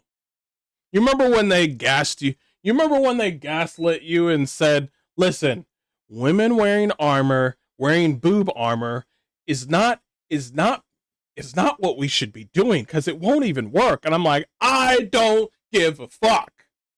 Titty armor right now. Or you may want to unlock and upgrade all the diverse grappling skills to continuously slam enemies into the ground. Why? This guy's having the worst time of his life. He's just like, why? He's like, why am I? Everybody else is gonna get killed normally, not this guy. This is 101 discrimination right here. If he does another flip, he's being discriminated against. You did something to him and he's pissed. Decide which skills you want to combine and unleash during combat, and choose the direction of your progression by considering your playstyle. Oh, 1-inch punch? While learning and mastering your skills is important I don't know to what's winning going battles, on. the equipment you bring to the battlefield can be just as crucial. As you travel across Pywell, you can buy, find, and craft the gear that gives you the edge in combat.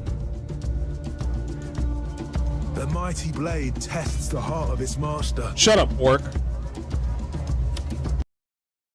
Crit chance, attack speed, critical hit, and refinement. I hope there's no durability on weapons. I'm not dealing with that shit. There better not be durability on these weapons. I don't see it. Your equipment can be upgraded for higher stats. Who said this game was an RPG? I mean, I see the build variety, But when it comes to the stats on the weapons, it's not too much on build variety with the weapons, because you can go up to different games where you can get different stats that are crazy on your weapon. But not in this one. It looks like it's just attack speed, and critical hit chance.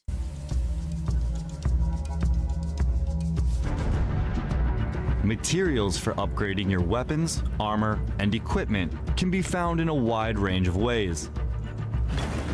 Through mining and hunting, defeating powerful bosses,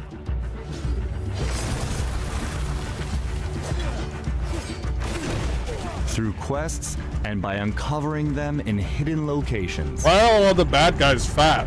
What are they trying to say? You will also be able to customize equipment with extra stats and special effects.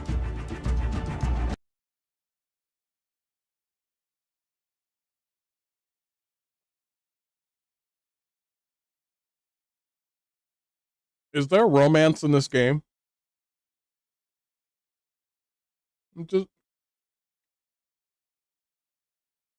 Is there romance in this game? I'm just curious. Do not show me this woman and say you cannot romance her. Bro. It's like, Mr. Hardcore Mode, you don't know what size tits she got. Her face is enough. Her face is enough.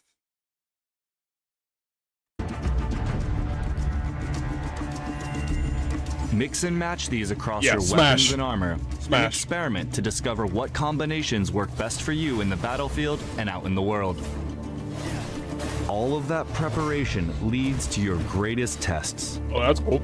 Across the continent of Pywell, you don't get an arachnophobia mode in this game. You understand me? You're not getting arachnophobia mode. You want to kill the spider, you just kill the spider. You was scared of the spider, just kill the spider. Or leave. No romance, and weapons do have durability. Fuck you. Whatever. Here's some bosses rule, waiting for your challenge. What did I say? What did I say? These motherfuckers got a B-52 bomber. And by the way, what did I tell you? All of this makes sense. All of this makes sense. Now you're looking at this like, oh man, what time period we're in? We're in fucking fantasy. Okay? Did you know that in one of the Final Fantasies, you can get a mech, and you can also, there's also blimps and other flying aircrafts in the game, but it still has a medieval culture to it. I think also, what's the one BioWare game? Jade Empire. Jade Empire is really heavy on the wuxia, sort of old school Chinese sort of combat, and it has mechs in the game. It's fantasy, bro.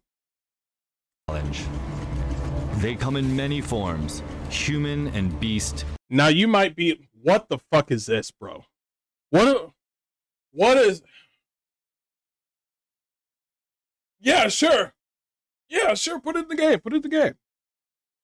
Steel and sorcery, brute force and mystery. Sure. They'll test your limits in different ways. At the Again, end of these hard-fought why encounters, are all the special enemies rewards fat? await. Some equipment earned from bosses can The world even will grant never know. access to their signature abilities. See, you'll get access to Or their signature grant ability. unique effects and bonuses. So build on the strength you gain through each victory. Take down these threats of Pywell and prove yourself a true Greymane. Yo! So you can use the ability in different ways than the boss does. Like the boss will use ways like they're like a ghost of their brother. Hard-fought encounters, special rewards await. Some See, that's the equipment boss earned using from it. bosses can even grant access to their signature abilities, or grant unique effects and bonuses. unique effects. So build on the strength you gain through each victory. Take down these threats of Pywell, and this is what I'm talking about. This is what I'm talking about. Build variety. I take back what I said. That's build variety. Because, listen, there's going to be a lot to this game to where it might not feel like you're doing the same thing. But this right here, where you can augment your abilities from other enemies, from their signature moves, and then you could get floating ghost balls floating at the enemy and exploding and stuff. That's what I'm talking about. Because you do not want to go through this game and play 100 hours and still do the same moves, but oh my god, guess what? The number go up for the attack and defense and the 8 on your HP, and that's all there is. He's like, hey man, you want me to upgrade your weapons, and all it is number go up. You got to do more than number go up in order to engage people. prove yourself a true Greymane. Onimusha, perfect example. That brings us to the end of this features overview. Warhammers. Video. We hope you look forward to Crimson Desert's combat and your progression journey as you explore and fight across Pywell. Thanks for watching, and we'll see you in our next. I also like the way the woman moves. The woman moves the way a woman would actually move.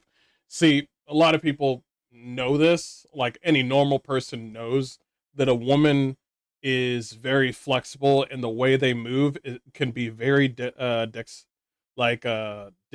based. And the way this woman moves compared to the guys, the way they dodge and move in this game would make sense. We dodge roll, we stumble, we move to the side, in that sort of way. Look at the way the female dodges. Look at the way she dodges. We hope you look forward to Crimson Desert's combat and your progression journey as you explore and fight across Pywell. See, it's more flipping and more floaty. Well, I mean, more fluid. More of like a ballet. Maybe it's her rapier, but I don't think it is. Thanks for watching, and we'll see you in our next and final features overview video. We're looking at right now, because I said I was going to do all of them. Last one. Yo, I'm so hyped for this game, bro. Bro, what the fuck was that purple dragon?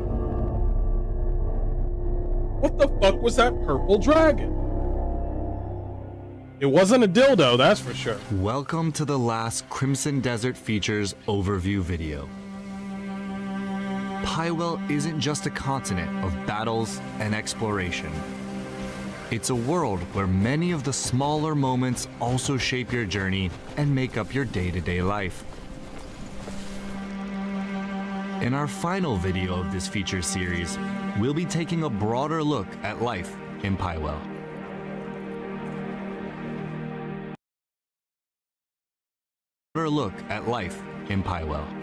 I love this architecture and the lighting on this so fucking much. So much. And like I said to you before, that there's no children in like a city hall or in this academy, or it looks like a merchant's guild, that there's no children here in this area because it looks like it's just men and they're working. But if you go to the bazaar district, you'll see children running around, or if you go to the circus, you'll see children running around. Everybody has its place in this game.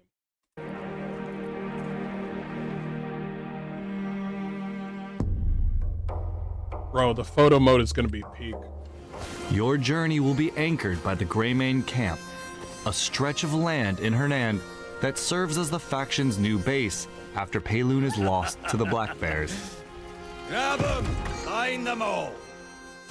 Its beginnings may be humble, but over time, you'll be able to expand the camp with funds and resources that you acquire on your travels. With these upgrades, the camp will become more than just a place to rest. I told you this game was supposed to be in an MMO. As a matter of fact, let me see.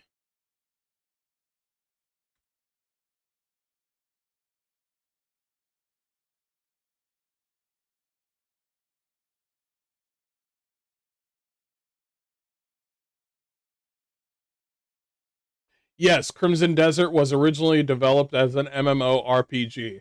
That's why. Yep. Yep. It was supposed to be a prequel to Black Desert Online. Yep. That is why we're getting all this extra stuff. We just need to make sure that it makes sense. Now, here's the thing, though. Why do all that stuff? I want to see why we have to do all that stuff. Oh, and here's another thing. By the way, you know what it's like to go to a server in an MMORPG and there's not that many people? The frames are so fucking high. It's like, oh my god. Oh man. Oh, thank God. There's only like 2 people here. Oh, I can move around and do stuff. But as soon as a fucking expansion or DLC drops and you go to a city and load up and people are popping in and out and the frames are going up and down, you're just like, this fucking sucks. So maybe this might be fluid. I don't know. That camp giving me a Lotor Return of the King PTSD and the Shire vibes. I like that. I like that. Here, you can prepare for the journeys ahead. Prepare meals at camp that will keep up your health. Worried this game might be hollow? I just saw a woman just pick up a fucking man who's in full plate armor and do a fucking spiral fucking like German suplex straight from fucking Final Fantasy VII. Anything this game has to offer, more of that, please. Okay? More of that. It's like, oh man, I'm worried about what this game will have. He's like, listen, this game has, listen, I like this game because it has mechs. All I'm asking is for this game to have 2 mechs. That's all I'm asking. It's about time you got hungry. Or purchase provisions from the camp vendor. Will the game have it restores stamina. So you can lose stamina over time. There's a fatigue window. You can also go a step further and produce the resources needed for cooking and crafting yourself. Yeah. By working the camp's ranch and farm. A helpful option when resources are in short supply. Rockstar is definitely looking at this game like, how dare you do the same thing that we did? I think they are hiding something. No way this entire game is on disc for consoles. You saw what they did with Oblivion Remake. That's a different story, and that's Bethesda. What a fucking shit show that was. One thing. Somebody brought up something. God. It's something about the developers in Crimson Desert. What was it that I was about to ask about Crimson Desert? Anyway, we're gonna keep on going. There's no weapon damage, the dev guy said. Thank God. So this is all now, eh? The camp is also the foothold for rebuilding the Greymane faction. And building it is the starting point in the journey to reclaiming the Greymane's lost homeland of Payloon. The comrades you reunite with along your journey will come here to regroup, while others will hear news of the camp and arrive of their own accord.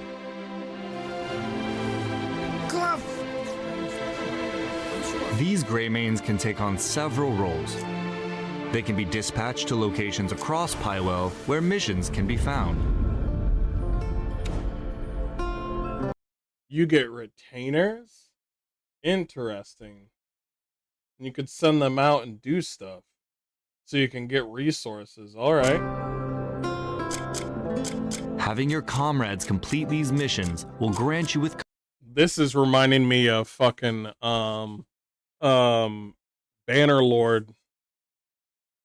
Currency, and resources such as wooden ore, and materials required for cooking and alchemy. Oh, you can fix that up? Sweet. Greymanes can also be dispatched to blockaded locations and help to whittle down enemy ranks even while you're in other parts of Pywell.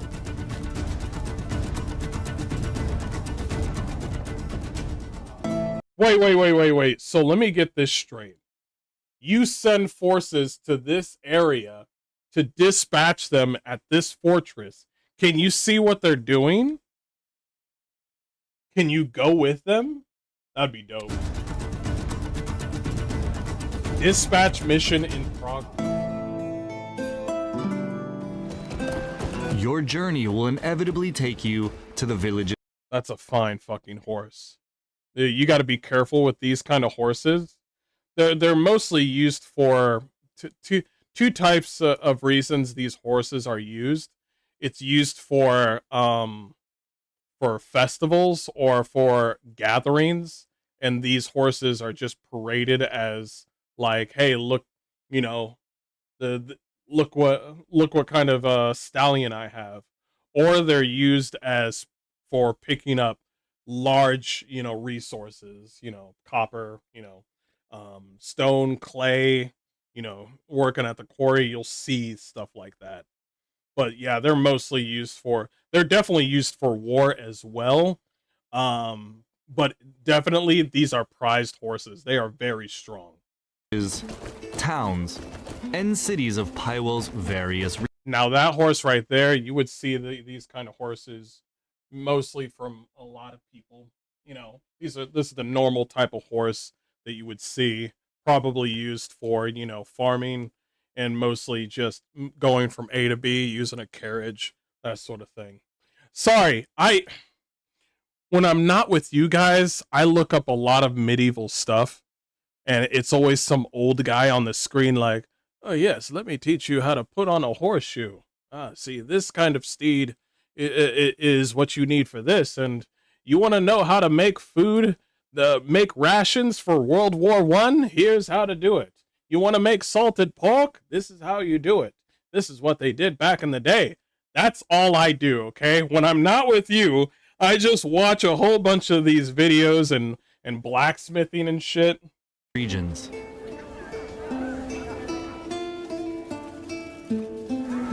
Here, shops and vendors offer everything from daily provisions to a range of equipment and materials. Oh, he stole that shit. A blacksmith can forge a new weapon to replace the one you've carried since Hernand. Nice. While a tailor ensures you're properly outfitted for the journeys ahead. Oh, your wardrobe tells your story. Can I romance her? Bro. The cuties in this game, bro.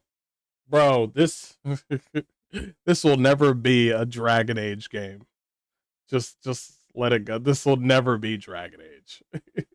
You remember back in the day when you played a game and everywhere you walked there were baddies? Now you just have to hope that an Asian developer will do that.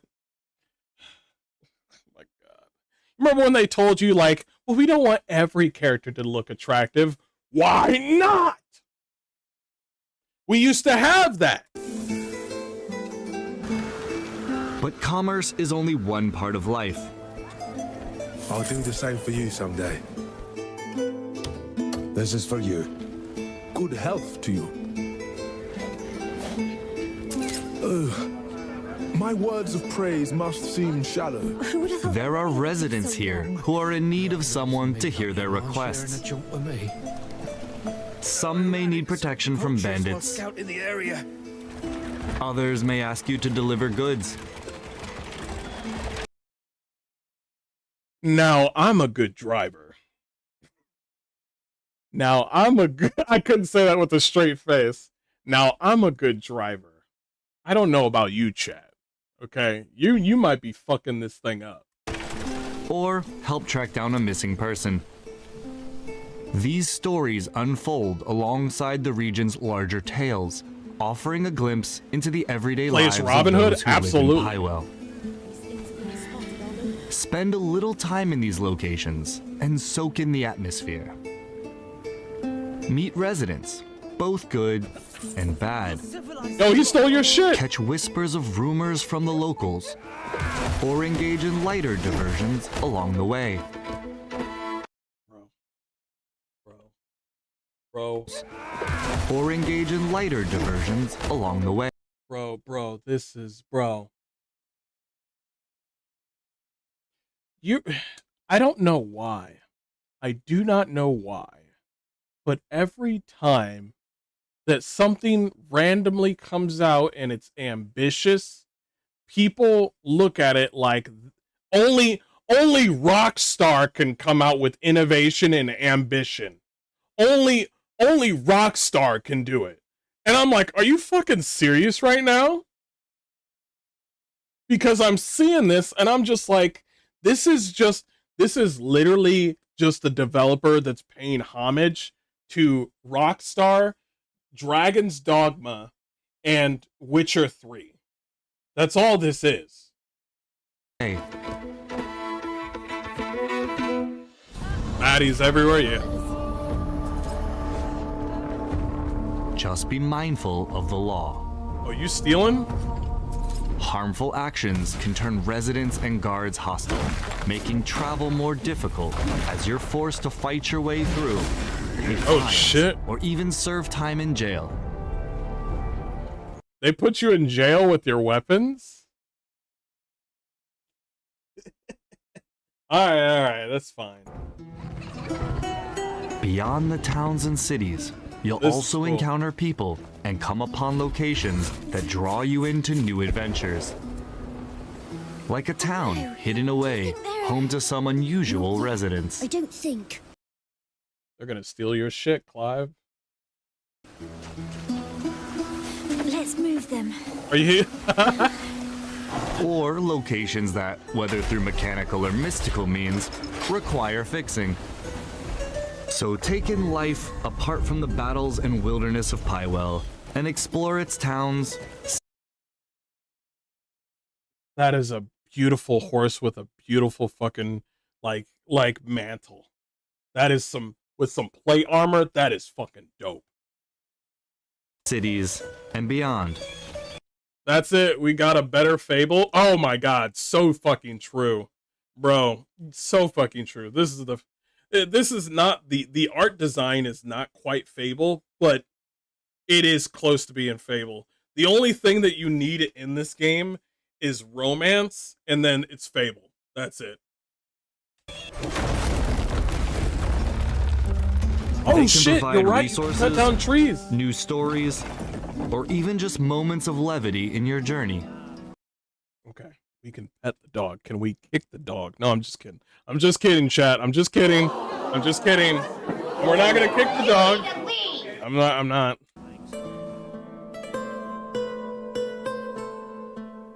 Cooking will be one of your essential activities. Food can replenish or temporarily strengthen your health, spirit, and stamina, giving you the edge in exploration or battle. Along your travels, you'll find bonfires and cooking recipes that allow you to prepare hearty meals. Fishing and hunting will provide the ingredients these recipes require. A ghillie suit? Nice. While items like flowers and insects can be used in alchemy to brew medicines that enhance your combat capabilities. The female character that the female character that you could play as that I'm gonna heavily mod, she will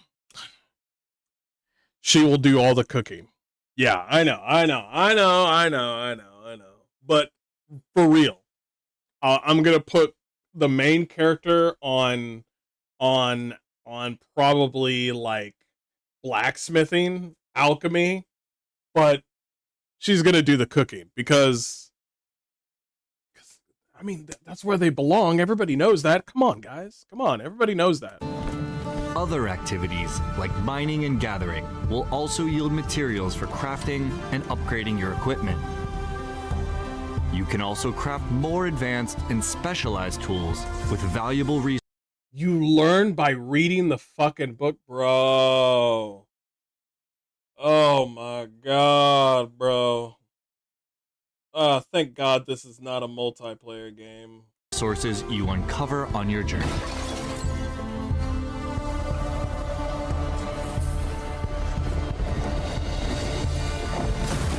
What is that? Oh, you just ate that? Okay. Shaping your daily life in Pywell also extends to customizing your... Say fucking what now?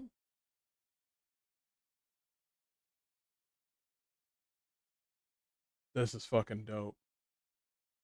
Tattoos, eyebrows, colors, okay. Your character. Not that much. No. No. Chat, you want to know how base this game is? I'll tell you how base this game is. For this female character, can you put a beard on this character? Can you put a beard on this character? Look up top. No. No, you can't. It's grayed out. Because you can't put a beard on a woman. It's obviously. Play as Braveheart? Yeah.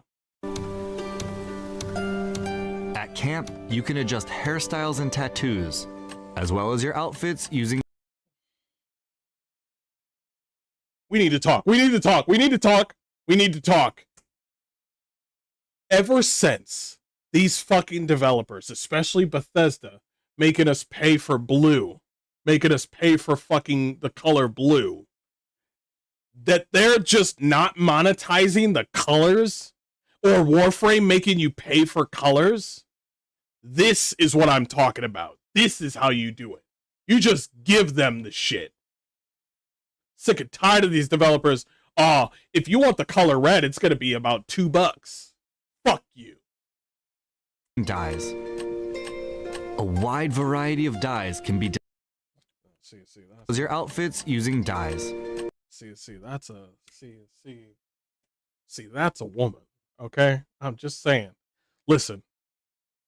I cannot wait for the mod of mods, glory be to the mods, to be like, we are working our asses off right now, and yes, we will take care of everything.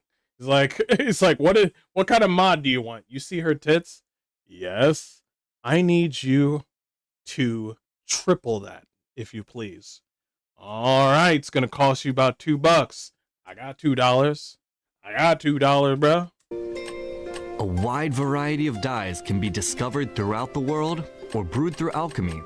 So experiment. You can even do the mechs in the fucking mount, bro. Bro, put it all black and make it look like the mech from fucking Final Fantasy. Experiment with the different color combinations available. Yo, that armor is so good, bro.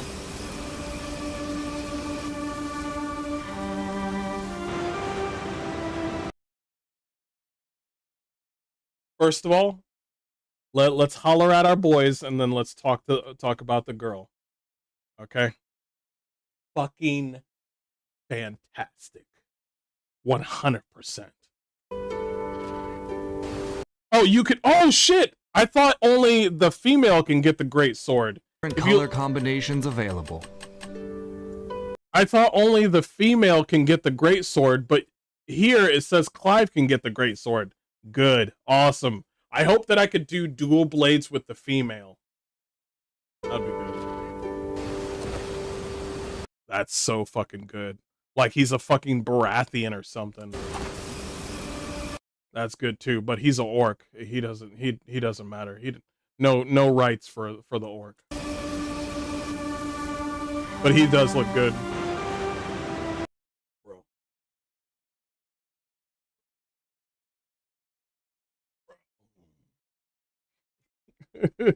You know that fucking meme where it's the wolf tearing off his shirt and going, ah! That's me right now.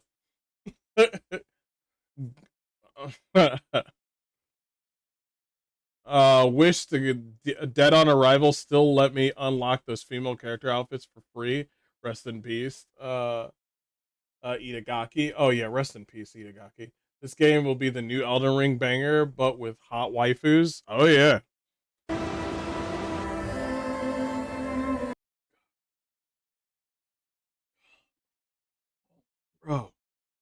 Bro, the tomboy. that wraps up the Crimson What Desert the fuck Features is that? Overview series. No, bro. Do you ever see something that's so cool in a trailer and they show it for 1.5 seconds? And I'm just like, no, explain what the fuck that was. Can I see it? And that wraps. What the fuck is that? That looks like the train from Final Fantasy, the ghost train that you have to fight. Wraps up the Crimson Desert Features Overview series. We've Ooh, explored the rain is Highwell nice. and its stories and characters, the combat and progression. Bro, you can capture fucking horses. Why not? Just throw it in. Why not?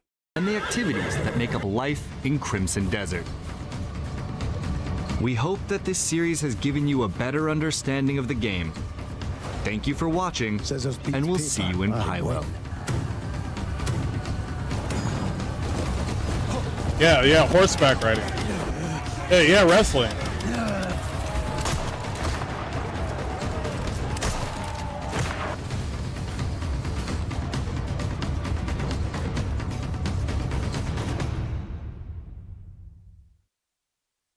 Okay. I might have seen too much.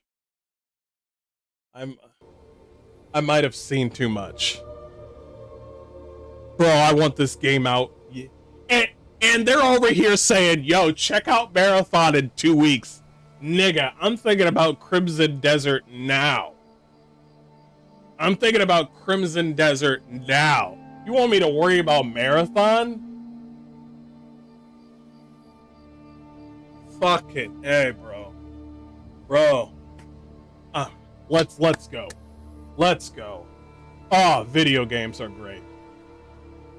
Those mini games and street fights reminds me of Shenmue. The nostalgia's real. Oh yeah, bro. I could tell that they have some Shenmue vibes to it.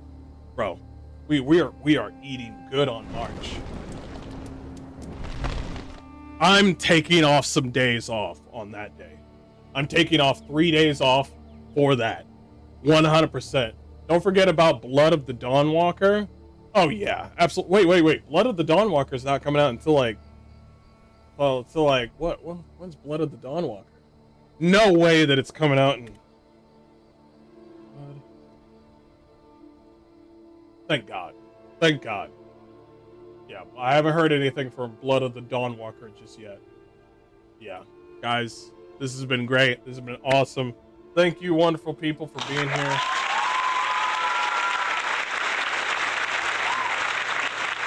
The industry is going to be pissed about how much content they're giving us. A game made for gamers, period. 2026 is our year. The chuds are here, bro. The chuds are here, bro. Woo! The chuds are here, bro.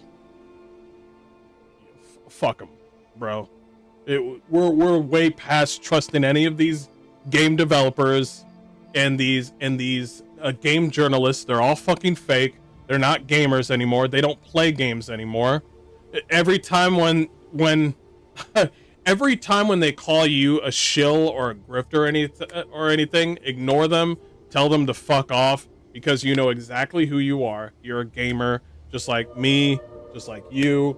We just want to play a game that is unapologetic and entirely our own.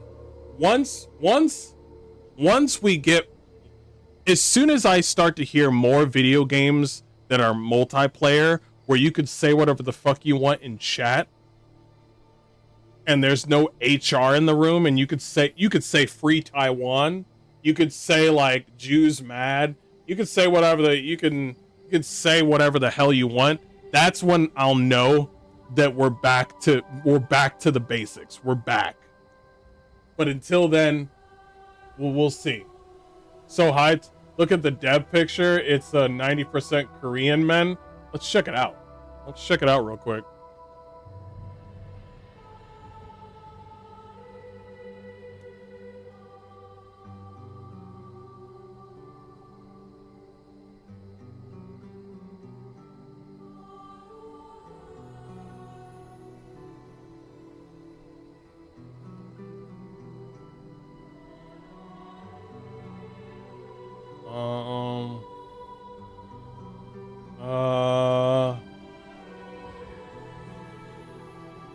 what is it called? Pearl.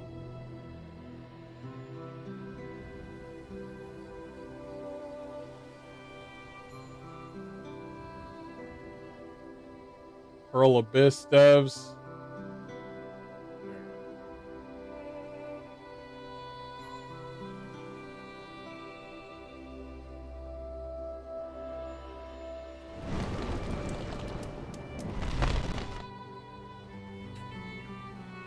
Where's the blue hair at? Where's the blue and pink hair? Where are all the fat people? A lot of people wearing sandals. Yo, that guy's got a mace right there. Yo, that guy's got a badass shield. That's cool. We got some cuties right behind me. Hells yeah. Bro, this team, bro. Are you guys doing an early access? Are you stupid? They make video games. They're not, they know who they are. Oh, and by the way,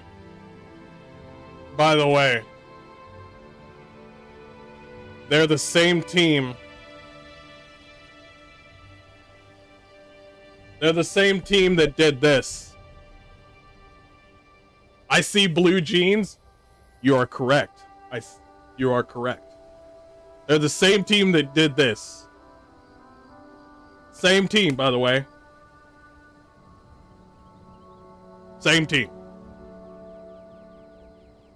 And we got people saying, like, and IGN over here is saying, by trying to do so much, does Crimson Desert risk achieving nothing?